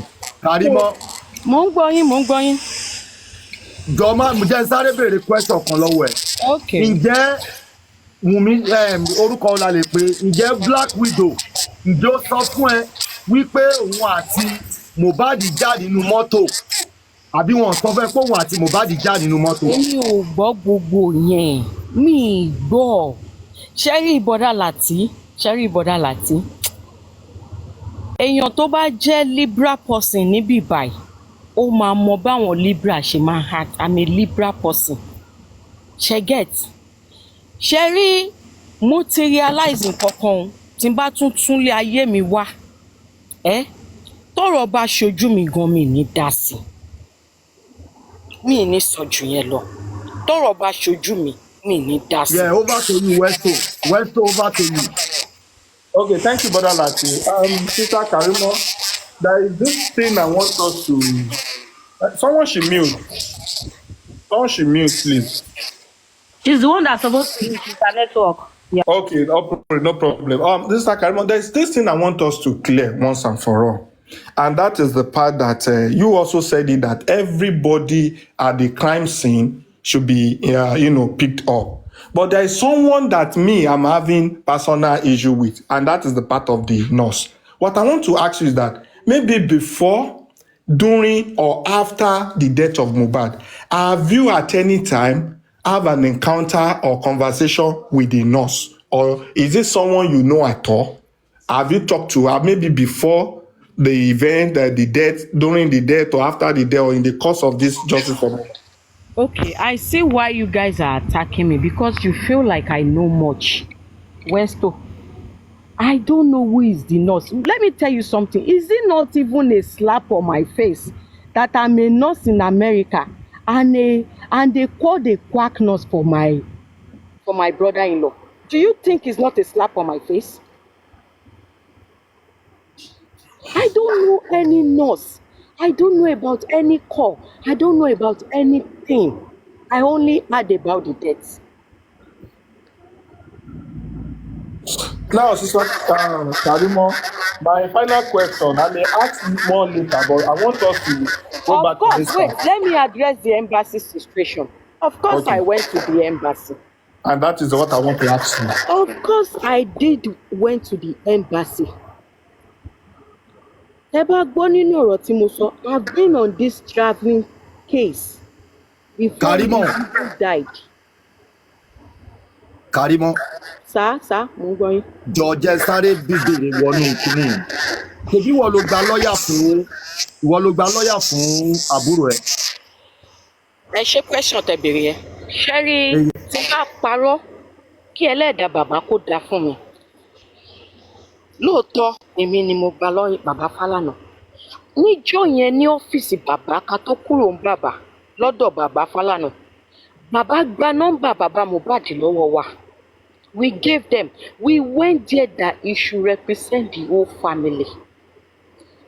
I was there when she called the number of Baba and gave Baba Falana. Ìbá wa parọ́ kí ẹlẹ́dàá bàbá àti ẹlẹ́dàá ọmọ wọn kó dà fún mi. Then why do you decide láti gba lọ́ọ̀yà yẹn? Is it to unravel the cause of the death or to fight for the royalties? Wait, it's not for my sister alone. Ṣẹ́rí ńgbà tọ́rọ̀ yẹn ṣẹlẹ̀. Ṣẹ́rí ńgbà tọ́rọ̀ yẹn ṣẹlẹ̀. Èmi gan mo fẹ́ sọ fún yín pé gbogbo nínà tán ń ná ọmọ yẹn gan mi ì mọ̀ pé wọ́n nà. Ìgbà tó kú tán ni mo mọ̀ pé wọ́n nà. So lọ́ọ̀yà tí mo gbà, we thought it is going to be the family against àwọn tó bully. Mi ì mọ anything ní gbogbo ọ̀rọ̀ yìí yàtọ̀ sí láti ìgbà tó kú. Pé wọ́n jà sílẹ̀ pé wọ́n ṣe I never told that Mohbad buy in the house. Kí lẹ sọ? Kò sí ẹni tó sọ fún ẹ pé inú ilé ni Mohbad kú sí. Mi ì gbọ́ pé ó kú sínú ilé. Tí bá gbọ́ ó wà lọ́rùn ó ń rí mi kó fà mí sọ́dọ̀ mi. Ẹ jọ ṣé ó easy kéèyàn máa sọ pé ṣé rí gbogbo èpè tẹ̀ ń gbé mi ṣẹ́? Ṣé mo ké téèyàn bá ń hùwà ìkà tó bá ń ṣàdúrà fún ìkà ló máa jẹ́ èpè ló máa jẹ́ tiẹ̀. Téèyàn bá dẹ̀ ń hùwà àdúrà tó bá ń ṣépè fún èpè ló máa jẹ́ tiẹ̀. Àdúrà ló máa jẹ́ tiẹ̀. Wàláì gbogbo èpè yẹn kò move me an inch. Ṣé get?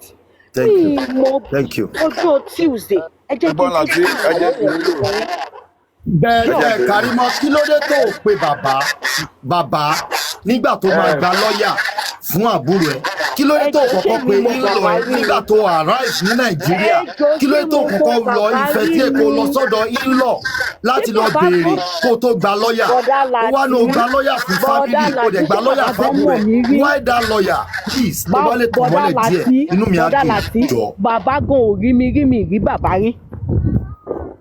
Ìyá Mohbad ìgbà tán bí Liam ni mo rí ìyá Mohbad ní fídíò kọ.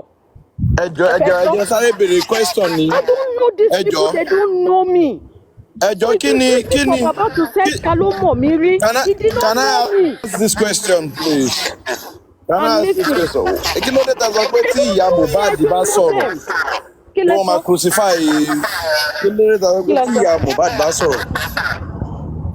Ṣé rí ìyẹn ò ń sọ̀rọ̀ nípa ọ̀rọ̀ kìíní o. Ṣé mo pé ìyá Mohbad, I'm not going to go into details in that. bó ṣe mọ̀ pé ìyá Mohbad máa ń sọ̀rọ̀ kan pé 41 days ṣóyè yín làwọn gbé Liam ṣẹgẹt èyí tẹ́ ń béèrè question lọ́wọ́ wọn ṣé obìnrin 41 days làwọn tó gbé Liam ṣe rí ọ̀rọ̀ ikú kò ọmọ tí ì yẹn. dáhùn question tèmi o. kí ni question yín.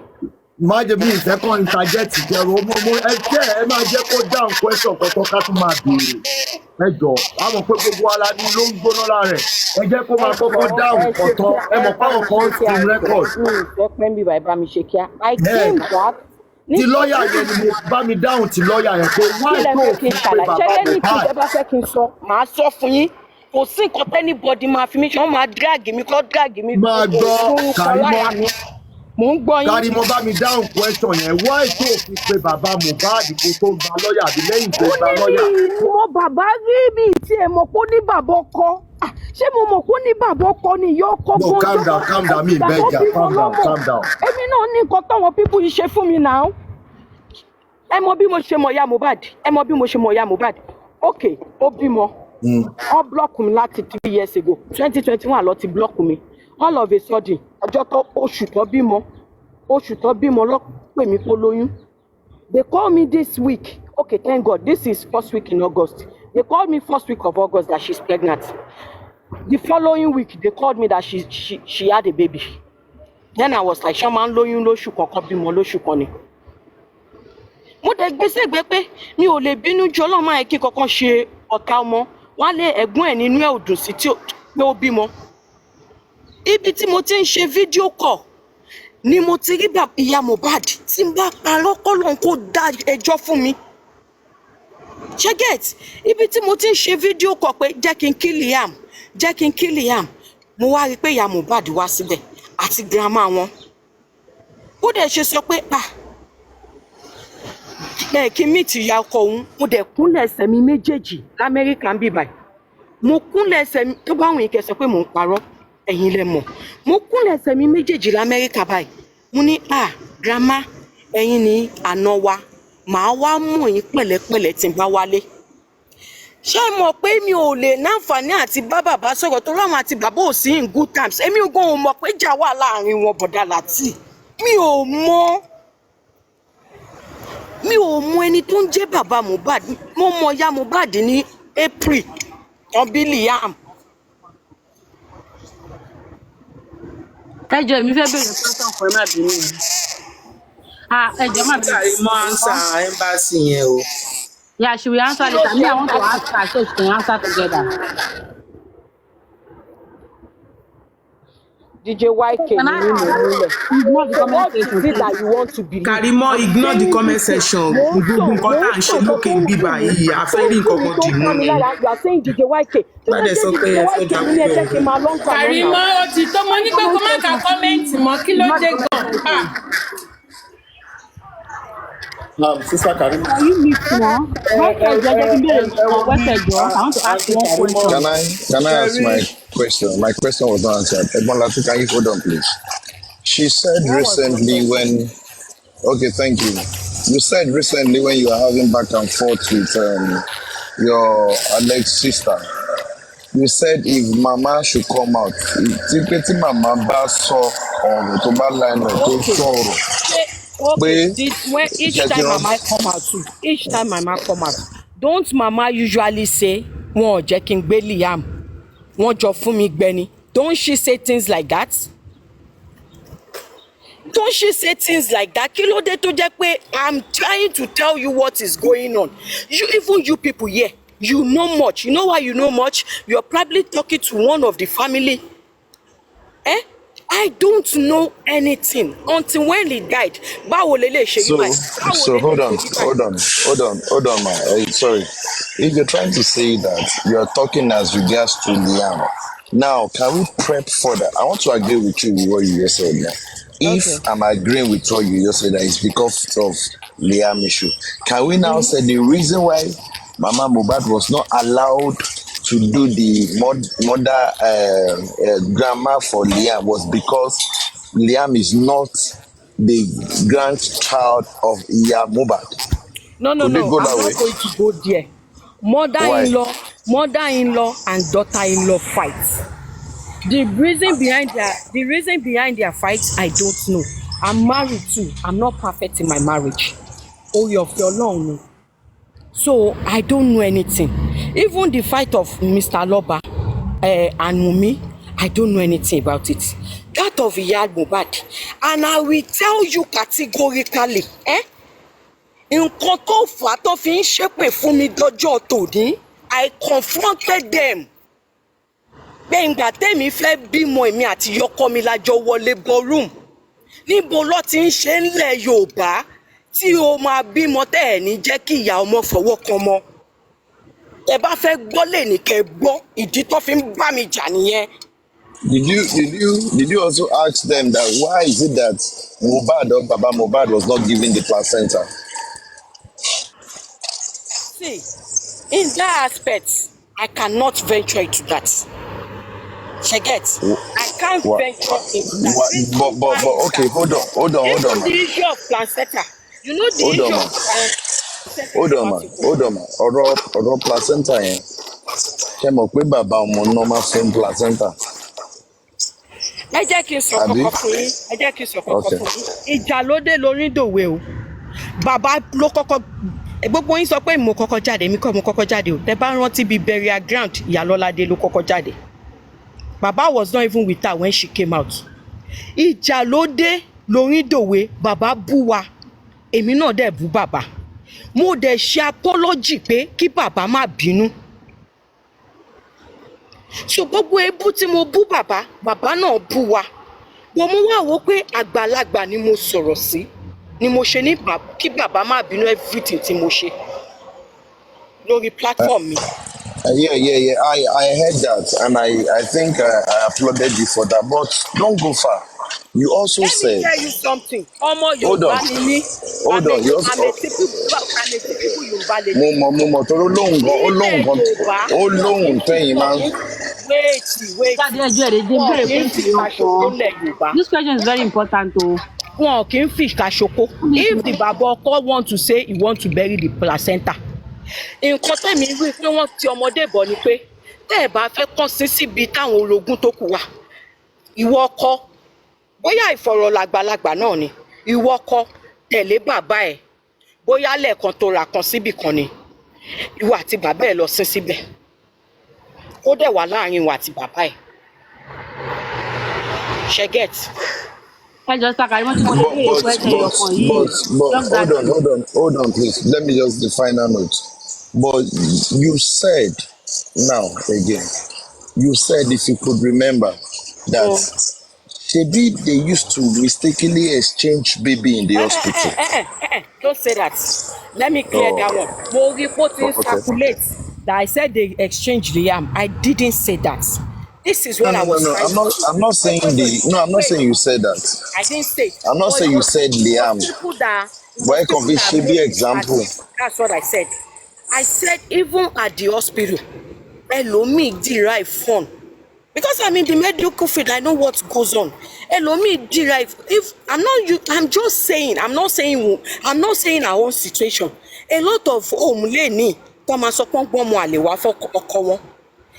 Àwọn staff mi tí ó jẹ́ pé wọ́n wà evil, they derive joy in it by exchanging baby.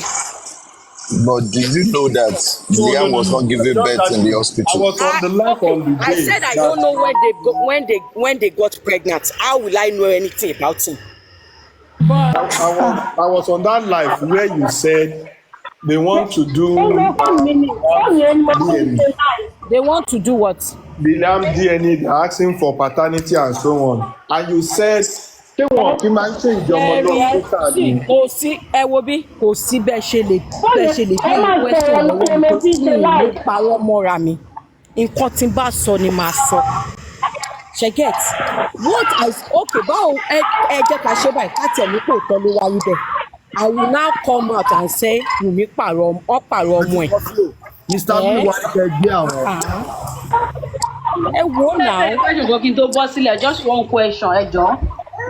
Question tí mo fẹ́ bi Karimo, nǹkan tó sọ nírè o, ó ní ìgbà tó fẹ́ ṣe ọ̀rọ̀ físà pé wọ́n dẹ̀ need láti ṣe DNA test bó ṣe put ẹ̀ nìyẹn o ibi tẹ́mi ṣe gbọ́ DNA.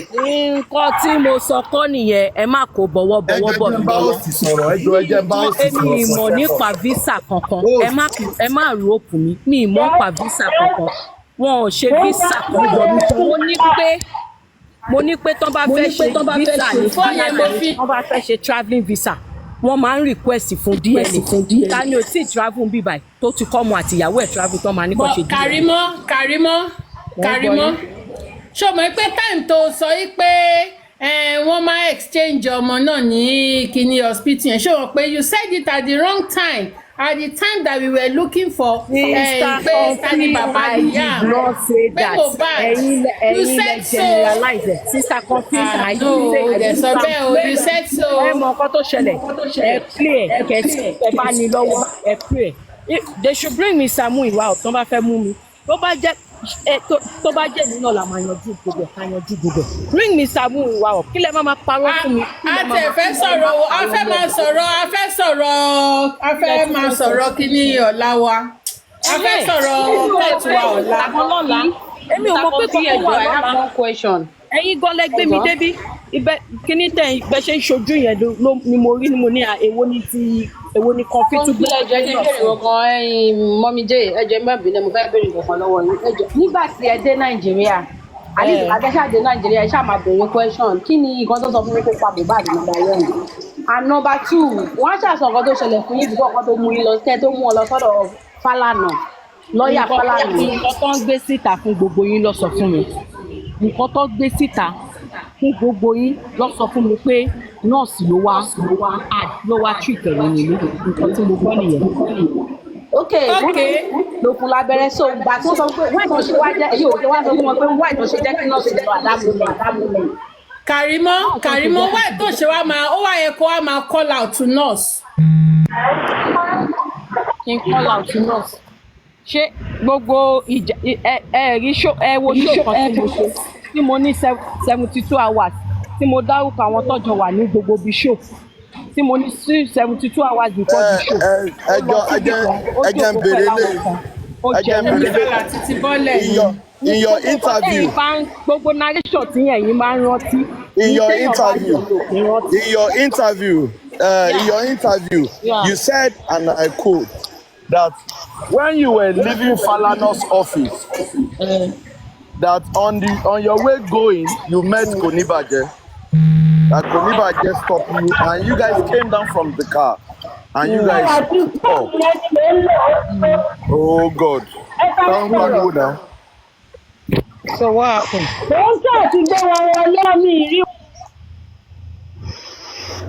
Please, I need to go. Mo ń gbọ́ mi sáfù question mo fẹ́ gbọ́ question. ọjọ́ ẹ̀ jẹ́ sísá Kàrímọ́ ẹ̀ jẹ́ ń béèrè question tí mo fẹ́ béèrè lọ́wọ́ wọn gan o. ẹ jẹ́ má bínú o ẹni pé wọ́n sọ fún yín pé nọ́ọ̀sì nǹkan tó ń sọ fún gbogbo wa bọ̀ wọ́n sọ fún wa pé nọ́ọ̀sì ló pa mohbad ni o wọ́n ní prime boy. ṣẹ́rí nǹkan tí mo gbọ́ ni nǹkan tí mo gbọ́ ni pé ó ní wúndù lọ́wọ́ wọ́n dẹ̀ pé ní ìjọba kó wá tìtẹ̀ nǹkan tẹ̀yìn gbọ́ ni ṣe mọ̀ pé lórí ikú iná àti gbọ́ ear infection náà àti oríṣiríṣi. Mr. Muiwa ẹ bá wa send the request mi tẹ̀ rí wọn bíbá. So can I use? Okay, àwọn ní big one. Mr. Muiwa wà bíbá yìí. Okay, àwọn ní big one. Okay, máa check. Àwọn ní big one. So ẹ lè dúró fún Mr. Muiwa kan. Anyway, nǹkan tẹ́mi kàn fẹ́ sọ Sister Kàrímọ́. I don't know bóyá ẹ máa change any of ẹ ti sọ earlier bóyá ẹ fẹ́ sọ pé sọ bẹ́ẹ̀ mi just today náà lẹ sọ. Ẹ sọ wípé àkọ́kọ́ ẹ sọ wípé ẹ bá ní opportunity láti take some escape for yín gbogbo àwọn tí wọ́n wà ní crime scene àwọn ni first target yín. Ẹlẹ́ẹ̀kejì ẹ sọ wípé DNA mohbad kan lọ ṣe. Ẹlẹ́ẹ̀kẹta. Don't rope me. ó ní pé nígbà tí wọn ò mọ cause of death bó ṣe put ẹ̀rí ó ní nígbà tí wọn ò mọ cause of death ó ní so DNA they can do it. Don't And something misinterpret like what I just said. say now, No, I'm it's just not something. summarizing. You have I'm to not quote quoting you me. verbatim. No, you have to quote my words. Don't Don't I just interpret said it. it that No, if you you, I'm not quoting interpreted you. it. No, you interpreted my words. Don't interpret Okay. it. So If there what is is a your need for position in it, regards to what I'm DNA? saying is that if there is a need for it, they can go ahead. And then ọmọ tí mo bí mo mọ iye ọmọ tí mo bí ọkọ tèmi ò lè délé ní sí pé ní kí n wá ṣe DNA. Ó rí kó júlówó ọmọ làwọn ọmọ tí mo bí fóun tó kò lè béèrè DNA lọ́wọ́ mi. Ṣùgbọ́n mi ṣe máa dáhùn nìyẹn. Okay, that's fine. So you said if there is need for it, they should go ahead. Then those in the Atowani crime scene, they are also targets, they are suspects.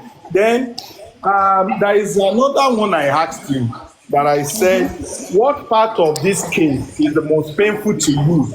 You said the part that they are yet to know the cause of death, and that the neck bend, definitely there is more to it. That ọrùn lè kán sọ wípé wọn ò mọ cause of death. Now that is the most painful. I think with those three things now, as simple as those three things are, do you think with the way things are going, your sister is Don't call her my really sister. I don't okay? have a See sister. why? Let me say I see don't why. have Do a you think sister.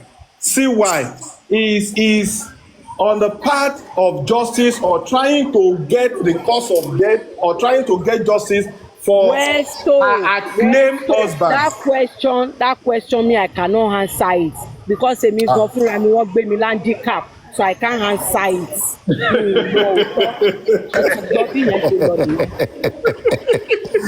Gogo, Karimo, stop Shivera. You cannot answer it torí pé gogo to am all is well. I think for now, let me allow other people to ask. big one o mi rí Mr. Muyiwa mi rí Mr. Muyiwa mo fẹ́ gbé wọn sókè o. Mr. Muyiwa ẹ resend the request yín. ẹ resend the request because Karimo has said it on. I don't know if other people want to ask questions. Okay. Me, I wanted to ask her a question because àwọn kan kid padi wọn jó wọn lọ́wọ́ wọn ní home training ní comment section yẹn, so I just want to tí bá ń parọ́ mo fẹ́ drop kí n sọ nǹkan Karimo kankan ṣo tí mo fẹ́ bí ẹ tí mo fẹ́ kó clear ní candle light kí lẹ sọ mà. ní candle light ìwà àti ta ló náwó ẹ̀ sókè. Èmi àti Yàtúndé la lọ candle night. Thank you so much, God bless you. Oṣé, thank you so much, God bless you. Kọ́ tí mo fẹ́ dì mú nìyẹn. Gbogbo ẹ̀ ń tẹ̀ tẹ̀ lọ bá àwọn tó tó mi lé. Thank you so much, God bless you. I love you. Mo ti gba akọ tí mo fẹ́ gbà. She was not at the candle light. She was not there. Mo ti gba akọ tí mo fẹ́ gbà tán. Ẹni tó mọ̀ nù nìyẹn. Jerry, that was the first question tí mo kọ́kọ́ bi Karimo. Ó ní mo ṣe calm down pẹ̀lú Karimo, honestly. Ẹnà bó ṣe èèyàn kan ṣó lè dá justice for Mohbad ni. Everybody collectively ni Mohbad máa fi rí justice. Oníṣòro ganging or doing all sorts of things, insulting people on the panel ni. Everybody gbogbo wa máa jọ sọ wọ́pọ̀ tá a máa fi ní kọ́tà wá ní. Kí àrí nǹkan pick jáde ní. This question is important to me. Ẹ wo nǹkan ká pick so Ìyátúndé ló wà bẹ́ẹ̀ not Wunmi. See, before you answer this question, this question is going to be recorded, and your answer will be recorded. Which so question, I want to ask you now. Please, that I'm going to ask you in two ways. Which better way that like you can answer it, or the one you pick from the two questions is still going to be the same answer. The question is this: to you now, as it stands now, what is that thing that is going to give you joy in all of these things? Like, what is your expectation that if this can be done, if once this can be achieved? I know where you are heading to. I know where you are heading to. Let me rephrase it. Wait, Westo, don't rush me. Let me do it one by one. If it were to be this country that I am, If it were to be this country.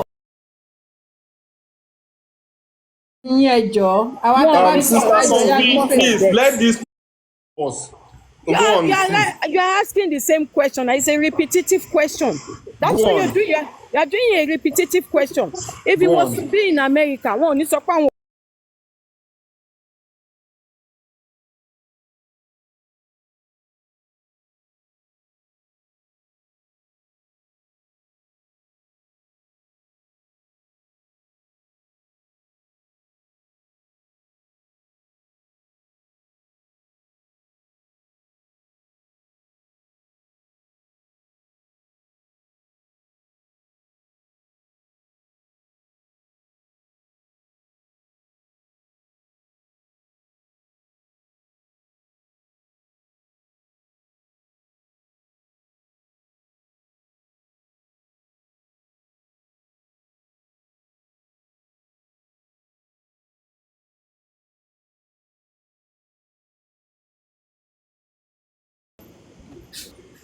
So that means it Let me has ask a been question. Mr. manipulated. That Westo, is the please hold meaning. on, please. Hold on, please.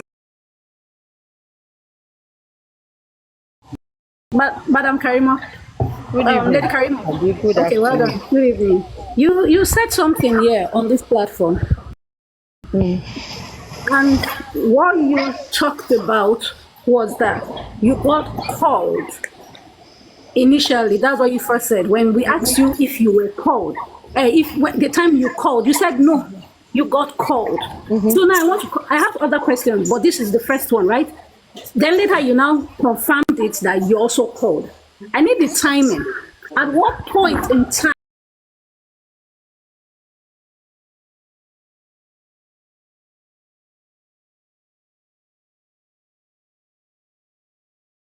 I'm quoting what you said.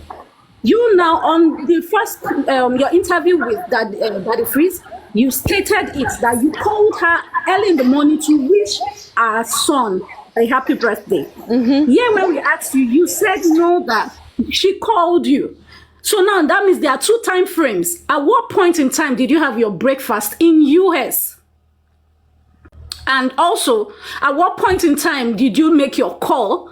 And when did she call you? Because you were saying 2 o'clock at first. That was when you were here. You said 2 o'clock in the afternoon. Then later you said you were having your breakfast. So what time in US were you having your breakfast?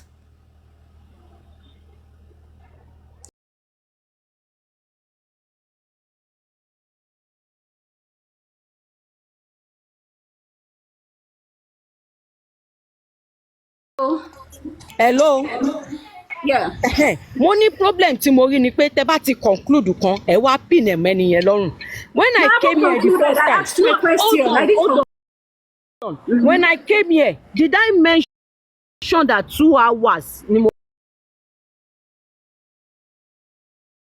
fi bá wọn sọ̀rọ̀? I didn't say 2 hours. You said 2 Did someone p.m. say 2 hours here? Pé ṣé No, láàrin talk ṣé to mo sọ me. pé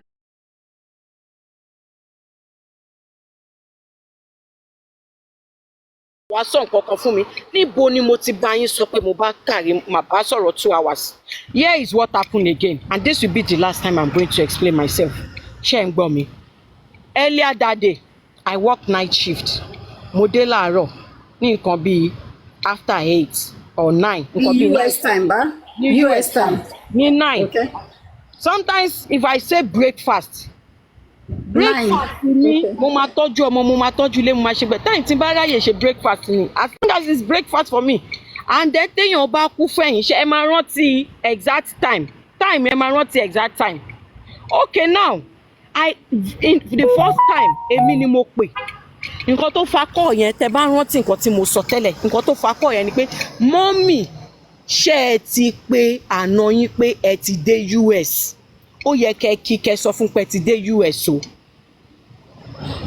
Wọ́n wá ní no, àwọn ò tí ì pé, ṣe get. Mo wá ní ó yẹ kẹ́ ti pé, kẹ́ ti kí pé ẹ ti débí safely o. Okay, mo wá pè. Mo wá pè, Wùnmí ò gbé, Wùnmí gbé kọ̀jàre. Àti ẹ̀ ń ṣeré kí ló ń ṣe kíníkan, òun ṣe. Ní time yẹn, ẹ ṣe 6 hours plus 9 a.m. or So around 10. that would be around 3 p.m. Nigerian time. 6 plus 9 ọ̀dọ̀ wa ń bí. So, Okay. No, sorry. time wo ni 9. 10, 11, 12. Around 3, around that 3 thereabout. Right. Mo ń ṣe oúnjẹ lọ́wọ́. Ṣé get? Ṣé mo pé téèyàn bá fẹ́ kọ́ nǹkan tó sọ pé around, that person is not saying exactly 9 a.m. So don't misquote that, please. It's not 5 hours different. Right now it is 5 hours. Tó bá ti ń bọ́ sí September, November, ó máa ń bọ́ sí 6 hours. Ẹ má sọ nǹkan tẹ́ ẹ mọ̀. Time man change. Yeah, I agree with you. So that's 6 hours. Ó ní pé òun ṣe oúnjẹ lọ́wọ́ pé èní ni 5 months birthday. Àìní ni 5 months every adẹ̀kí.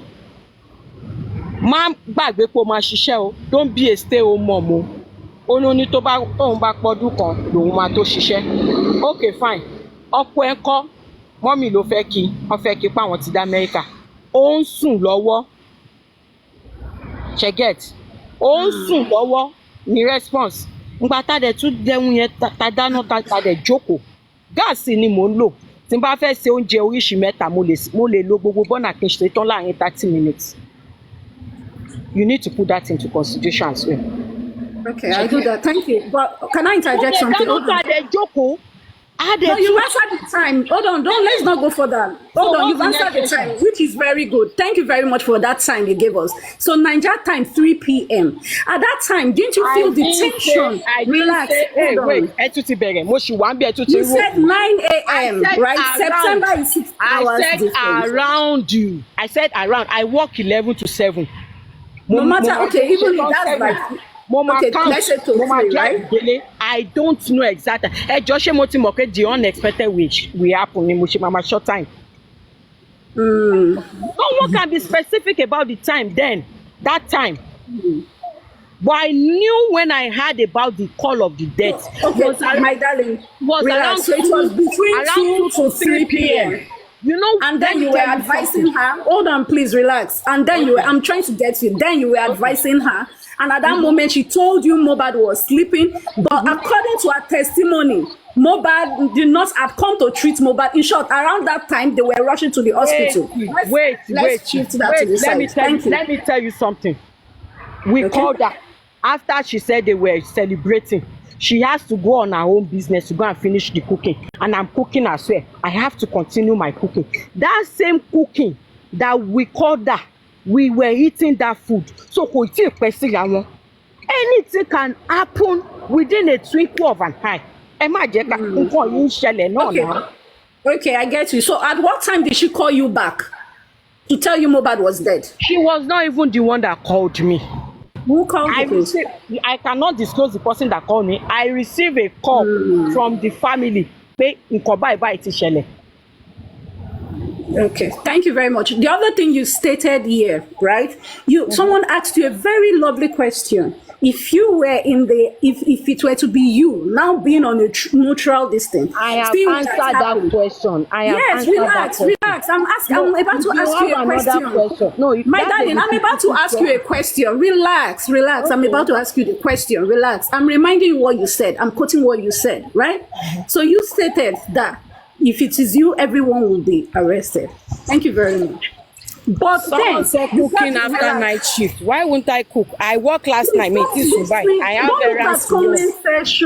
Please, don't look at comment section. That's the life of people abroad, especially the ones with kids. You will come back from night shift. You are going to make me lose the care of your question. Kids. Relax, madam. Before you even hit the bed. Okay, it's okay. Let's face the question I want to ask you. Please, hold on. Let's face the question I want to ask you. So, like you stated here, right here, that everyone will be arrested, plus even the people that, the bully and all that, which is a fantastic submission. I appreciate you for that. But having heard that Mohbad died, and he told you, your sibling told you what caused his spine.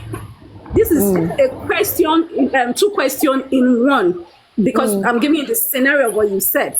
My first question goes, you knew already that Mohbad had died on that Tuesday, right? When people were going about saying Baba Mohbad broke the neck and killed him, you didn't come out. Why didn't you come out to debunk that? Hold on first. Hold on first. Wait, relax. This is question 1. Okay, why? Okay, hold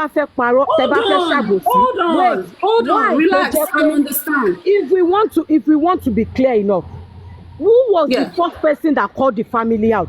That was the genesis of this social media shenanigans. You tell me who called the family out? It was the Yalolade that went on the land. When was that? That was on the day of the burial. That was They're when. going to hold on. Listen, going to the burial. Wait, the crocodile, please. It's two questions I want to ask her. The question is this: I said it that you stated that you will arrest everyone, and I have a question for that. Arrest everyone. Okay, so you are saying you cannot say that. Okay, relax, relax okay, now. you are dragging me now. Did you? I'm not dragging you. Why are you taking it this way? You're clarifying things. The person that said it was ear infection. What did you say to that person? The person that said it. Who said it? Did the person? Instablog that said it was ear infection. What did you do? Oh, definitely. Instablog was dragged. Even when they even told us that Obama Conjure was also dragged. Yeah, that's a blogger. But who gave that information is who we should deal with. Don't divert. Let's go straight to what I'm talking about. Relax. Relax. Sweetheart, relax, please. Relax. Let us not raise. Relax. You stated it here, and I'm asking you now that when you heard, even on Tuesday, like your narrative on Daddy Freeze's phone, that you were saying MITC, you were speaking to him. Relax, my darling. Relax. I'm putting what you said. I'm not going out on you. Relax, my baby girl. Please relax. I'm not your baby girl. It. I'm a married. Okay, Mommy J, relax. Mommy J, relax. You stated it that, you were calling let me not call her. You said we shouldn't do that. You were calling Baba, right? And you spoke to Baba you were talking to your sibling as well, that from 8 till 2. Having known that hours that is very long, mohbad, they didn't call you to tell you that mohbad is alive back. He was buried around 2. Wait, relax. He was buried around 2 p.m. on the 13th. That's several hours away from when you got the information. What did you say? What did you say? I'm asking you. You called. You said you called, right? And when you were talking to the person from 8, you said you spoke to a family, the relative from 8 till 2. Around that's what you narrated. 8 to 2, you were begging that they shouldn't bury mohbad, right? And I'm saying that. Definitely, mohbad was already gone. You got the information. Within that period, nobody called you back to say mohbad is alive. But as at 2 p.m., wait, mohbad, let me ask you these 2 questions. I mean, for next person to ask you. Don't it, please? Understand it. As at 2 p.m., mohbad got buried past 2. And people started saying 2 p.m. in the afternoon. Where is that coming from? That's the news out there. That's the news out there. That's the you just said on Wednesday. You didn't say on Wednesday when you were saying 2 p.m. I said Wednesday. Relax and hear me. On Wednesday, 2 p.m. Now. You were saying 2 p.m. earlier. Okay, mohbad was buried the next day, right? On a Wednesday in the afternoon. I'm not giving time anymore. Afternoon. That's the long time frame. People started saying the father caused it. He did the final burial by breaking the neck and killing his son. You haven't known that injection killed mohbad. Why didn't you come out or say why did you say now? You're interjecting. Relax now. I'm not asking you questions. Listen and understand. Why didn't you, during your interview, say to Daddy Freeze, this was what happened? My brother-in-law was injected and he was already long gone dead before he got into the grave. You didn't defend Baba Mohbad then. Why? Then the second question. Wait, and I will mute. Relax. Get these questions. You can't ask me long questions. Let me be answering you. Don't tell me to wait. You are not going to manipulate. Just hold on. Okay. I got to Nigeria. When did I get to Nigeria? I got to Nigeria after he was buried, right? Wasn't after I was buried I got to Nigeria? And what have happened on social media before I got to Nigeria? What a lot of shit have happened on social media. Both families have started exchanging words on social media before I get to Nigeria. So I get to Nigeria after he was buried, not before he was buried. Okay. That's why I said, I know it was after he was buried. So- I said, when you had your interview with Daddy Freeze, you didn't debunk that. This was what they told you. Please, I have to leave. You are just... No, don't leave. The second just- question, hold What do you on. mean, The second question, relax. You are just covering, the second question is just I'm on not what you covering stated. anything. You are the one looking for something that you... I'm not looking for. I just need you to answer I a have said question. it and When you you keep knew twisting that, the hold on. question. When you knew that you can arrest everyone, why did you choose to now come over to Nigeria to carry your sister? When I know what- Sorry, to when I carry know what- the lady in question and a child, and Hey, you know, you people wanted to jack, why? Ask Baba if Baba Falana called him to represent. No, I'm not talking about Baba Falana. This is about the travel. You already Excuse me. as a I mean, Shebi, you have been asking me question. Let me now ask you now.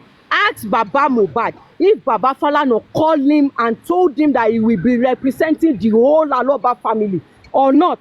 Ask him that question. He was called. We gave him. We were the one that gave Baba Falana Baba Loba's number.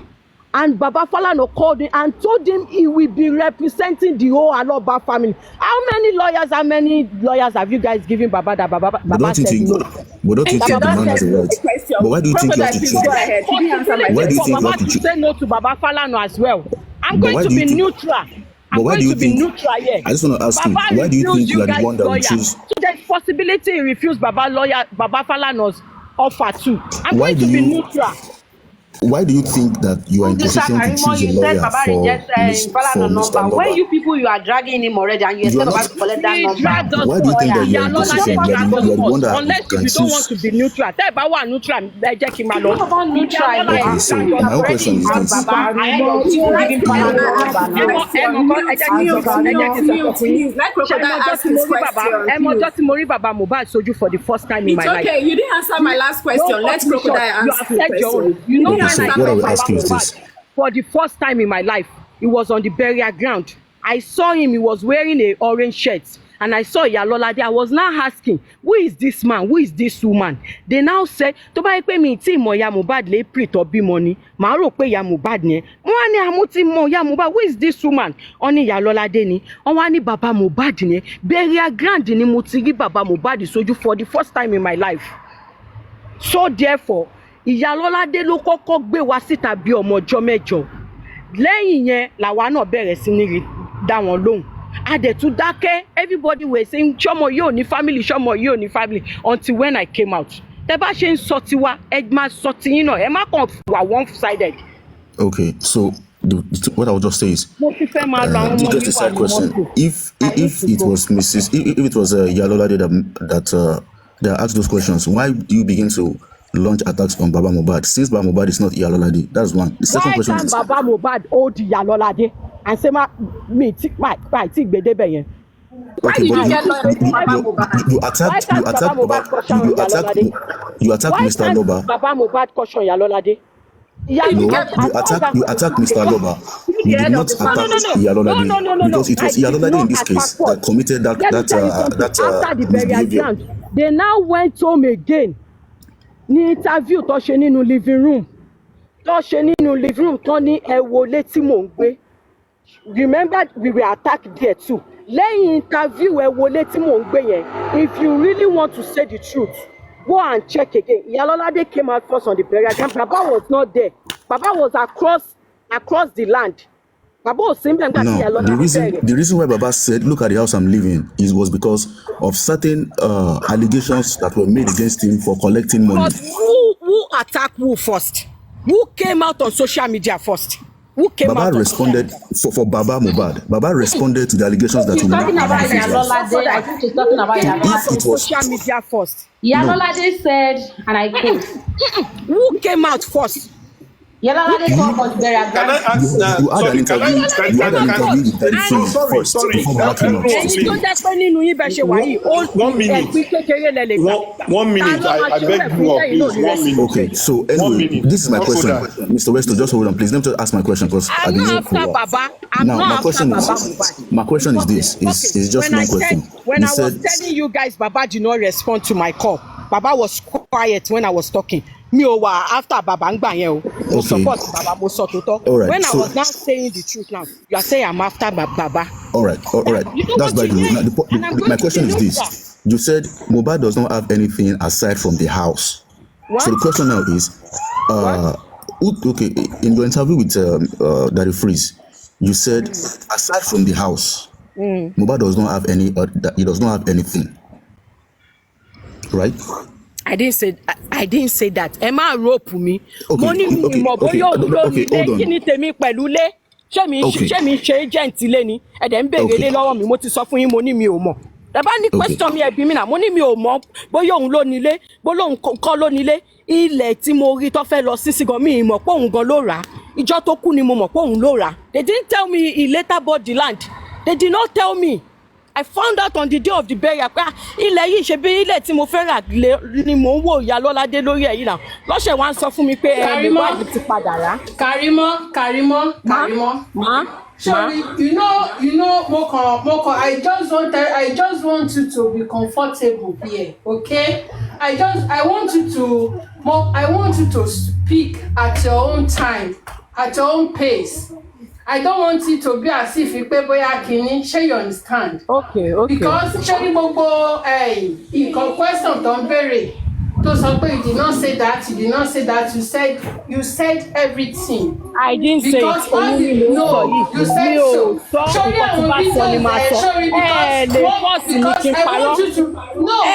want you to be comfortable here. If you think you want me to say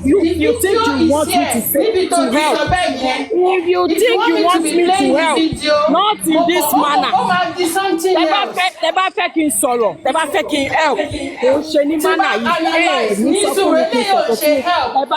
Tẹ́ bá fẹ́ kí n sọ̀rọ̀ mi ní parọ́. Don't use that word help. Karimo, you are not even helping. You are accomplice. You are keeping information. You are not helping. Don't say you are helping. Let me tell you something. Why did you get Baba's the lawyer? Why did you get Falana for the family? Why did you get Falana? Won't you get Falana for your family if someone fight your family? Why should I go ahead of the father of the house? When they have been abusing your family, they've been beating your family. They've been beating you. Are you the head of the Aloba family that you had to do that? Baba was the one they were accusing. Why did you go ahead to get a lawyer? Baba was the one they were accusing. Yes, that is broke the son's head. He was not accusing the son. So at the moment, Baba was the one. Why did you get the lawyer? If the family decide to get a lawyer, is it a crime? Is it a Which crime? family? Baba is the head of the family. He didn't get Falana. Why did Baba? You are the one that did it, not Baba. Let me tell you something. Don't come here saying you are helping. If Liam wake up tomorrow and Liam wants to get, don't say that again. You are the one trying to help. You are an accomplice. 50 years to this time. 50 years to this time, if Liam wants to know the death of his father, he will wake up and go and find justice. Who sent you to get lawyer? You didn't consult Baba. If you want to find justice, you will find justice. Who are you helping? You're helping yourself. You're trying to solve. You want me to lie? I will not lie. I will be neutral. You are not helping us. You are not helping us. You can see already because I didn't say what you want me to say. You are not helping us. Are you the only one that asked question? Why are you attacking me? You are not helping us. Why are you attacking me? Because you already an accomplice. You said you sent drugs down here. You got information. You were called. Anyway, let somebody else speak. Because the lawyer was to represent all the Aloba family. They called Baba. Ṣẹ́rí yẹn kí n dúró níwájú Ọọ̀ni of Ifẹ̀ kí n dúró níwájú Akilẹ̀ Ìjẹ̀bú. Why don't I have rights?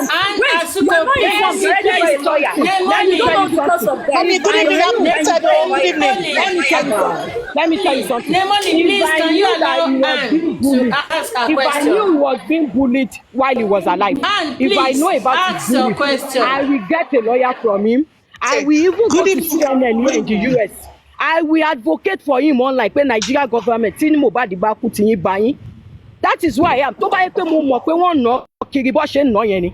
Tó bá yẹ pé mo mọ̀ ni gbogbo it everybody ń sọ yìí nǹkan tó ṣẹlẹ̀ tó bá yẹ pé mo gbọ́ sí ni. They know me very well. I will come out. I will go to CNN. Èmi lèmi mama bá yín fàmí òpin I will tell Mohbad to come to America. Fi gbogbo wọn lè kó wọn bọ̀ l'Amẹ́ríkà. Àwọn tó wà ní àwọn olórin tó wà níbí báyìí wọ́n á jọ máa kòlábò pẹ̀lú wọn.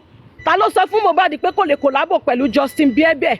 ta ló sọ pé kò lè collabo pẹ̀lú àwọn top musicians tó wà ń bí báyìí fi Nàìjíríà tó ń jọ wọ́n lójú fílẹ̀ fún wọn tó ń nù ẹ́ kiri tẹ́mi bá mọ̀ pé wọ́n na Mohbad kiri ṣó ó máa kú bó ṣe kú yẹn ni máa jáde fún bí mo ṣe jáde fún Wùmí ni máa jáde fún máa dẹ̀ lọ CNN lórí ọ̀rọ̀ yìí gan ṣe rò pé mi ò lọ CNN ni pẹ̀lú gbogbo nǹkan tí Nigeria government ti ṣe tí n bá lọ sí CNN headquarter ní New York kí ìṣẹ̀dá Mohbad dà fún mi I went to CNN headquarter on behalf of this case wọ́n tó di pé mo yọ ọwọ́ mi mo yọ ẹsẹ̀ mi nígbà tí mo rí gbogbo nǹkan tí Nigeria government ti ṣe ṣe rò pé kò léèyàn ni bí mo ṣe wà yìí ẹ lè rò pé mi jẹ́ nǹkan kan medicine after death olórí burúkú ni ìwọ tó sọ yẹn pé mi ò mọ̀ pé ó ń jìyà ó ń jẹ ìyà tó jẹ yẹn tó bá yẹ pé mo mọ̀ pé wọ́n ná ṣeré ni tó bá yẹ pé mo mọ̀ ni ó máa fi Nàìjíríà lẹ̀ á wá bẹ̀rẹ̀ fan base ẹ̀ láàbroad àwọn tí Nàìjíríà gan ló máa bẹ̀ kán tó wá collabo pẹ̀lú ẹ̀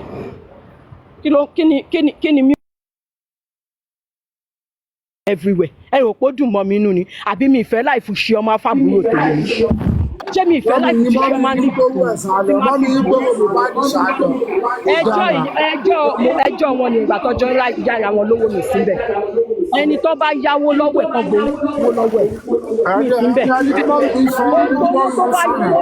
bá yá lọ́wọ́ ẹ̀ kan gbà lọ́wọ́ wọn tó bá ní evidence kan gba gbogbo owó wọn lọ́wọ́ wọn àbí wọ́n sọ pé Kàrímọ́ yáwó wọ́n sọ pé Kàrímọ́ jẹ́wọ́ náírà ní owó Mohbad èmi ò ń jẹ̀jẹ̀ fún jẹ nǹkan tó gbogbo nǹkan Mohbad tó bá yá wọ́n sọ nǹkan tó wọ́n sọ tó bá ní evidence kan gbowó wọn lọ́wọ́ wọn.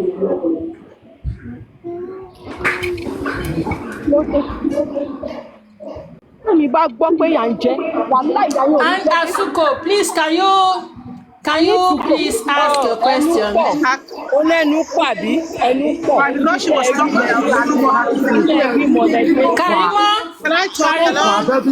Karimo. Àbẹ̀bí gbé Wùmí lọ sẹ́ńbàsì. Kí ló dé tí mi ò lè fi tó mọ pépà wọ̀kì tí mò ń ṣe tẹ́lẹ̀ kọ́rọ̀ kó tó dé ni. Okay, Obaro, ask your question. Ṣé mi ò ní láì àti ní fámìlì mi wá sábẹ́ ìgbà ọlọ́kọ ẹ̀ sí ìgbàṣà ìdí dúró de pé kọ́kọ́ ẹ̀ kú àbẹ̀bí dúró de pé Mohbad kú. Pẹ̀lẹ́ olóhùn yọ ẹnu dùn rò fọ̀ ẹbí ìwọ ni ọba àrọ máa ń rí all the time now bọ̀ mí ní bú ẹ. Bọ̀ bàbá Mohbad ní òun ò mọ̀ yìí ẹ̀yin jẹ́ sọ pé bàbá Mohbad. Ọba àrọ èmi náà mọ bàbá Mohbad ibo ló wà ńgbà tí mò ń sọ mí rí bàbá yìí rí sọ. Ẹni bàbá Mohbad pé ẹ bẹ̀ pé kó má sí Mohbad ẹ náà bẹ̀ gan. Ó dà pọ̀ bá rọ́ṣẹ̀ dé ni ẹ bá mi ṣàlàyé fóṣẹ̀ dé ni ṣé mi sọ pé mo ní kó gbé fóònù. Mo ti rìkọ́dù 1 hour 5 minutes jọba. Lọ tún gbọ́ ṣó ti gbọ́ lọ tún gbọ́ ẹ kàn fẹ́ ká máa jà ni èmi ò dẹ̀ rẹ́dì láti jà tẹ bá fẹ́ ká mi jà máa fún yín lé sí nǹkan mi ì rẹ́dì láti jà why are you like this ẹ ń ṣe láàrin ara yín ẹ máa fúnra yín ẹ máa bára yín jà ẹnu yín kòkò ẹnu yín fúnra yín gan kòkò tí ì sọ ẹni tẹ bá sọ̀rọ̀ méjì ìgbà táyà ti wù ń jà ẹni tẹ bá sọ àwọn ọ̀rọ̀ kan ṣé ń gbọ́ ẹni ayé mi máa bàjẹ́ ẹni tí ìyá Mohbad náà bá sọ̀rọ̀ ayé mi máa bàjẹ́. òsín nígbà tí York Daddy béèrè lọ́wọ́ mi tí mo ti ṣàlàyé ọba arọ you are just coming I need to go ẹ jọ. ẹ máa lọ gbogbo ìjáwọ́ kan ni wọ́n náà tún máa ń send drug náà. Doctor Olókì Scribe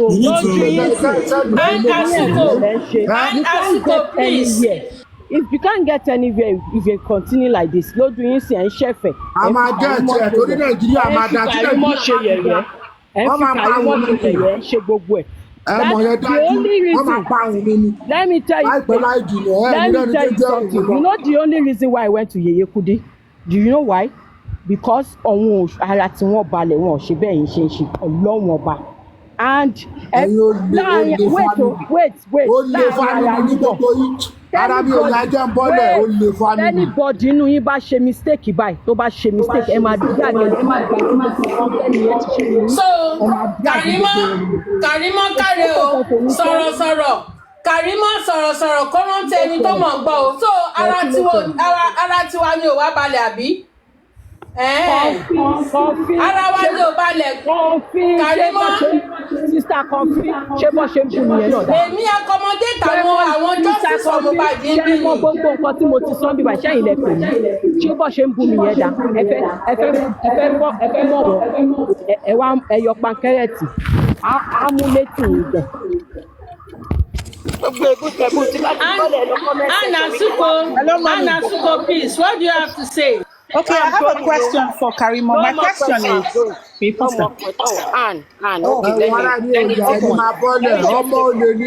my question is, okay, let me go for what you just said. Let me go, please. No, don't go now, please. Please, Karimo, please. Don't cuss her yet now. Don't do that now. She's trying to talk. ẹyin ràn fún ẹyin ràn yálà ìjà ẹ agbẹ náà wọn rẹ máa ń ṣe àwọn yẹn ọrùn ẹ agbẹ náà máa ń ṣe ó mọ nǹkan tó ṣẹlẹ̀ bẹ́ẹ̀ sọ àwọn ọrùn ẹ wà ń sábó yàgbà tó ebi nà gbogbo yín àti ìyá ẹ ó lè àwọn ọrùn ẹ wà ń sábó yàgbà tó ebi nà mo ti gbọ́dọ̀ àrẹ jẹ́ fọ́lẹ̀ ara mi ò yá mo kàn fẹ́ wá fún jẹ ni I'm not feeling fine fúta ní jẹ ọ̀gbẹ́ni kó kẹ́tẹ́kẹ́tẹ́ kó bọ́lẹ̀ kó kẹ́tẹ́kẹ́tẹ́ kó bá mi kí wọ́n yàgbà tó bá ti dé sábó yàgbà kó tó dé kó ẹ̀yà panilẹ́kùnjayé family ọdún kan ti fẹ́ pé ló ṣe ń sá kiri o ní jèrè èmi sá kiri wo tó bá tún dọ̀la tó bá tún wù mí kí tún lọ platform mi máa tún lọ èmi káàkiri èmi kàn káàkiri tèmi ni ẹ ti rí òpó ẹ ọ̀la ní kóòtù kémi tẹ́ ẹ mọ̀ pé kóòtù wà lọ́la ni why are you judging people like this ṣé mi tẹ́ ẹ mọ̀ pé ẹni kóòtù lọ́la ni èmi kò wá síbí tèmi ni just the way I went to Papariano platform Papariano is coming to my platform ó máa gift mi èmi náà lọ síbẹ̀ máa gift ẹ why tó jẹ́ pé ẹ̀yin yìí kí ló dé. It's okay. Just I fear you no fear una. No, just ignore it. It's okay. You have everybody has their own opinions of this. My own question I wanted to ask you here is that my own is that you see when you came out on Daddy Freeze live, yeah. And then you said that, you said, if I can, I'm not going to be very precise. I'm just going to repeat what I think you said. If I'm wrong, please correct me. You said that, this issue... The bank needs to stop going around. It's a social space. No, just ignore the comment section now. Social space. I will go anywhere I like. You don't own the social space. Can you just listen? I'm listening. Okay. So you said something that, it was you were on the phone with them. Did Wumi really tell you precisely what happened to him? What that led to his death? This is a repetitive question. I'm sorry, I just joined. I have just told Westo. This is a repetitive question. Yeah. I have just joined. Okay, right. So that's what I know. Okay, so if I was saying otherwise, if I was told something else, and I was saying otherwise, let Mohbad judge me. Okay, that's fine. Now, so thank you for clearing that, because I just came up. Now, my second question is, when you see on Daddy Freeze live, the impression that was created was like, Baba Mohbad.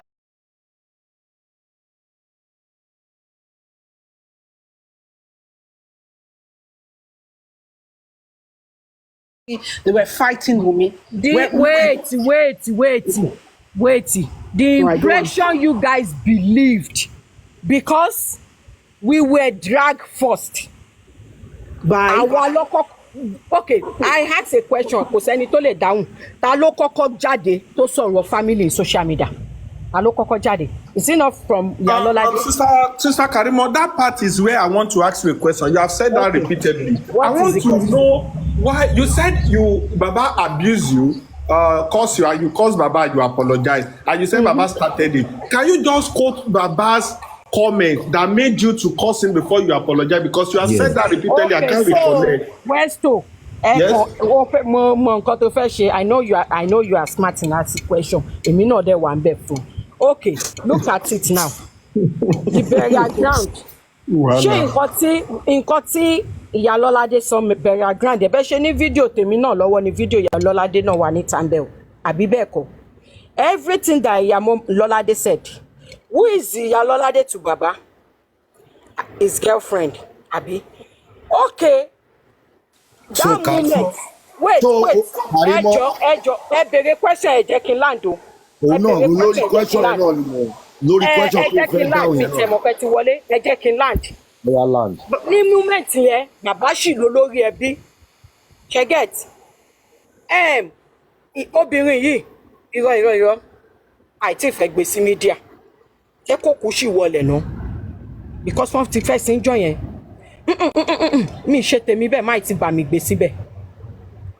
Wọ́n dẹ̀ ti wá bàbá ò sọ fún Ìyálọ́ládé kí Ìyálọ́ládé stop interview yẹn wọ́n dẹ̀ ti wá gbé sí mídíà nìyẹn wọ́n tún délé wọ́n tún continue did Ìyálọ́ládé tell you baba center so who center so family tèmi lẹni tó kọ́kọ́ gbọ́rọ̀ síta even nǹkan tó mú mi jáde lọ́dọ̀ Bridget interview Ìyálọ́ládé lèmi rí tí mò ń béèrè who is this woman tó ń sọ̀rọ̀ yìí mò ń tún sọ ká ní mi ò tí ì meet ìyá Mohbad rí ni mo máa rò pé ìyá Mohbad ni Ìyálọ́ládé ni kó tó wá sọ fún mi pé náà pé girlfriend bàbá ni àfi tá bá fẹ́ ṣe àbòsí ń bì báyìí girlfriend bàbá jáde bàbá ò stop ẹ pé no let's not talk jẹ́ ká délé náà wọ́n tún wá délé náà wọ́n tún lọ interview wọn ṣẹgẹt ó lè má jẹ́ girlfriend bàbá ẹ̀yin lẹ mọ̀ yẹn comment section but this person is from baba side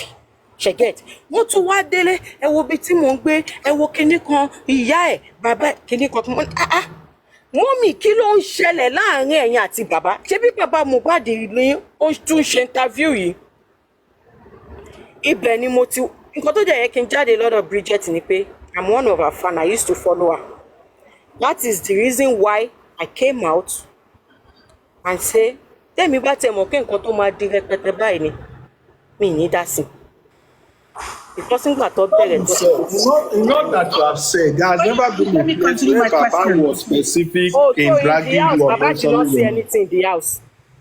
you. Go and look at the interview. Baba only expressed his feelings. The same way you are referencing to my interview under the freeze. Go and look at Baba interview. Well, another thing I want you to know is this. Don't cover it. Go and look No, at I'm Baba not covering interview. it. I'm not. It's there now. Internet doesn't forget. Do you know that you came out saying that èmi ni mo ní kí Wùnmí má gbà kí wọ́n sin Mohbad òru ọjọ́ yẹn ni bàbá ti fẹ́ sin èmi ni mo ní kí Wùnmí má lọ sí hospital. Kí ló fi yàtọ̀ sí nǹkan tí mo sọ? Kí ló fi yàtọ̀ sí nǹkan tí mo sọ pé kán má sin? Kí ló fi yàtọ̀? Ṣé mi nìkan ni mo ní kán má sin ni? Ṣé kí nǹkan tẹ́ ń fà lẹ́sẹ̀ yìí ẹ kàn tún máa jẹ́ kí n máa ṣàdúgbò pé mo yé ti bàbá ni? Karimo, ẹ máa jẹ́ kí n ṣàdúgbò pé mo yé ti bàbá. I mean, I will say the truth. No, that's not. Let's not. We're not trying to incite you, but the question is. Okay, did the lawyer told him not to bury him? Didn't everybody told him not to bury him? But Karimo, let me help you here. Hold on, Karimo. You see, at that point in time, let me explain something. Uncle Orebi, please, 1 second. Uncle Orebi, hold on, please. Karimo, at that time, yeah. At that time. Okay, can I continue? See, at that time, yeah. See, I'm not scared. Play that one person should play Daddy Freeze and one person should play Iyalolade and the house interview. Karimo, you were not mentioned in that interview. You were not mentioned. Karimo. I was not mentioned. When they brought your fathers out, what was your reaction? When they brought your old man out, Baboni Baba to joke where Jeje. But it was obvious because they did. What was your reaction? I was not okay with it? Were you okay with it? Karimo. Can I ask another question that is outside of this? Can I ask a question outside of this? Karima, please. Karima, calm down. Karima, I have a question. Sorry, nígbà tí bàbá ń dárúkọ àwọn tó bí mi nígbà tí bàbá dárúkọ àwọn tó bí mi tí Weston sọ fún mi pé they did not mention my name but ṣé tán bá bú òbí ẹ̀ ṣé wò ní sọ̀rọ̀. Karima, did you ever notice the 2 punches on Wunmi's forehead? What brought about those punches? Èmi ò rí yẹn ilẹ̀ yìí náà lẹ́yìn èmi ò rí yẹn ilẹ̀ yìí. Kí ló dé tí rẹ́líìsì Mohbad kí ló tó fi fọ́n kí ló tó fi bàjẹ́? Ẹ̀yin lẹ rí Àwa yẹn la náà. rí. Karimo, Ìwọ Ṣé rí. fídíò ẹ̀ wà ló wà ní Karimo, Is the video Karimo, outside? Ó wà. Karimo. The pictures outside. One by one. The Karimo. videos outside. Karimo, tó mọ̀ pé ó ti try látàárọ̀ mo dẹ̀ credit ẹ̀ lórí ibi tó bá dé kò yẹ kó get smart ó yẹ kó calm down ní now. Bọ̀dá Láti kí ló dé tẹ rò pé mò ń get smart kí ni mo fẹ́ jẹ́ bíkọ́ bẹ́ẹ̀. báwọn èèyàn ó ti try mo credit ẹ̀ pé o tiẹ̀ dúró látàárọ̀ ó try. Ṣé mo ìdí tí mo fi dúró torí mi ìlẹ́bọ lẹ́rù kẹ́kẹ́ mi jù bẹ́ẹ̀ lọ. máa gbọ́ mi ì lè sá fún yín. mo credit ẹ̀. Let me ask my questions now. You get tired of dragging me. But I will not say what I don't know. Karimo, calm down. Kọ́kọ́ calm down. O ti try látàárọ̀. Mo credit ẹ̀ pé o tiẹ̀ lè dúró báyìí látàárọ̀. O try. Má dá gbogbo wàhálà tó ti ṣe látàárọ̀. Má fi nǹkan kékeré bàjẹ́. Calm down pẹ̀lú àwọn èèyàn. Àtúnṣe mo rí pé òun wá àtúnṣe náà ló ṣe takú síbi báyìí. Àwọn náà ń bú mi náà. Àwọn náà ń bú mi. Má wo kọ́mẹ̀ntì mọ́. Má wo kọ́mẹ̀ntì wo gan stop comment. Yé wo kọ́mẹ̀ntì mọ́. Ẹ̀yin náà ẹ sọ fún wọn náà. Àwọn èèyàn yìí ni ẹ sọ fún àwọn ọkọ ìwọ̀n. Ẹ má bùkárì mọ́ ọmọ ẹ̀jọ̀. Ẹ má bùkárì mọ́ kálẹ̀. Ẹ má bùkárì mọ́ mọ́. Oya, ask your question. Ask your question now. Karimo, so now there's something I want to point out, right? And I'm asking you questions that I want you to answer from yourself. Please be fast with it. I have my I'm so sorry. I'm so sorry. Karimo, in honest to God, if you look at this question, I'm going to ask because I'm going to give you some scenarios as examples. My question is one simple question that is for you. Truthfully, what do you think killed Mohbad or led to the circumstances of his death? Those are the two questions I ask you. But let me paint the picture for you. Hold on. Let me paint the picture for you. One at a time. Okay, it's one question in one. Was I at the crime scene? No, hold on. That's what I'm saying. I want. You know what? You're being defensive. I'm asking you a question as somebody. If I see his corpse as a nurse, if I see his corpse, I can still use my nursing knowledge and say, what happened? Okay. One or two things. If I see his corpse, I didn't see his corpse. I wasn't at the crime scene. Right. I understand. Okay. Based off of now, the reason why I was coming up with the question is look at this way. There were 3 scenarios they painted to us about this young man's death, right? The first one, they said it was an ear infection, right? Yeah. The second scenario was that, okay, according to your sister's post on Instagram, they have killed him. It was the Naira Marley Sam Larry saga. So all of us that were naive to this case at first were thinking, you know what? These guys have sent boys to beat him either at the show or what, and okay, obviously they were thinking, finally Prime Boy was somebody who they sent to stab him with whatever, that thing, that's your poison knife. There was that story. And then finally, it was when we started probing, before we got to understand that there was a nurse that came in. Now, your sister, hold on, your sister, when you're looking at this scenario now, not that time, now that you've taken a back seat and you're looking introspectively into everything. Wumi something. I'm not defending my family. I'm just being neutral here. I'm not the only family that would defend. It's my father's family. Mother's family. Forget. Let's clear that. I came out. Yes. I went to war without bulletproof. I took several bullets, and I was left at the war scene. So. Yeah. Let's not mix it together. Well, I'm sure that's not being referred to me. I'm sure that's not from you. Asking somebody at the comment section, right? Yeah, that's from the comment section. Okay, right. So as I was saying, so now you're looking at it introspectively. Now that you've taken a back seat, do you not suspect that there's a foul play in the sense that either your sister and every other person who was I don't have a sister. Okay, sorry. Why don't you say Mohbad's wife? Mohbad's wife. Mohbad's wife. Okay. Mohbad's wife and every other person who was at that crime scene were covering something. Now the scenarios are wait. Sometimes someone is saying something that I called her my sister now. Do you know what it takes to be be siblings? Even when you say you don't want to mention that person, you would have forgotten before you mention that person again as your sister. Respond is the comment. So Karimo, as I was saying, based on that scenario I've painted now, do you not suspect that Wunmi Adebanjo and every other person around there were not being truthful about this boy's death. I just want to get your thoughts on that. And she has said that already. And she said I it just came now. already. Let her answer me now. Let me go. That's a repetitive question. Let Okay, me did go. she answer? Did you answer it to say yes? You feel that there's a Yeah, foul she play? said that. See, and let me just say something. She said if she has the opportunity to be in charge of the case, when I asked her that question, she said everyone at the crime scene are suspect. They are hiding Okay, something. thank you. And Good. she said, listen, and she said, wọ́n ti gbé mi ní handicap torí nǹkan tẹ́mi gan rò tẹ́lẹ̀ kọ́ ni mo bá.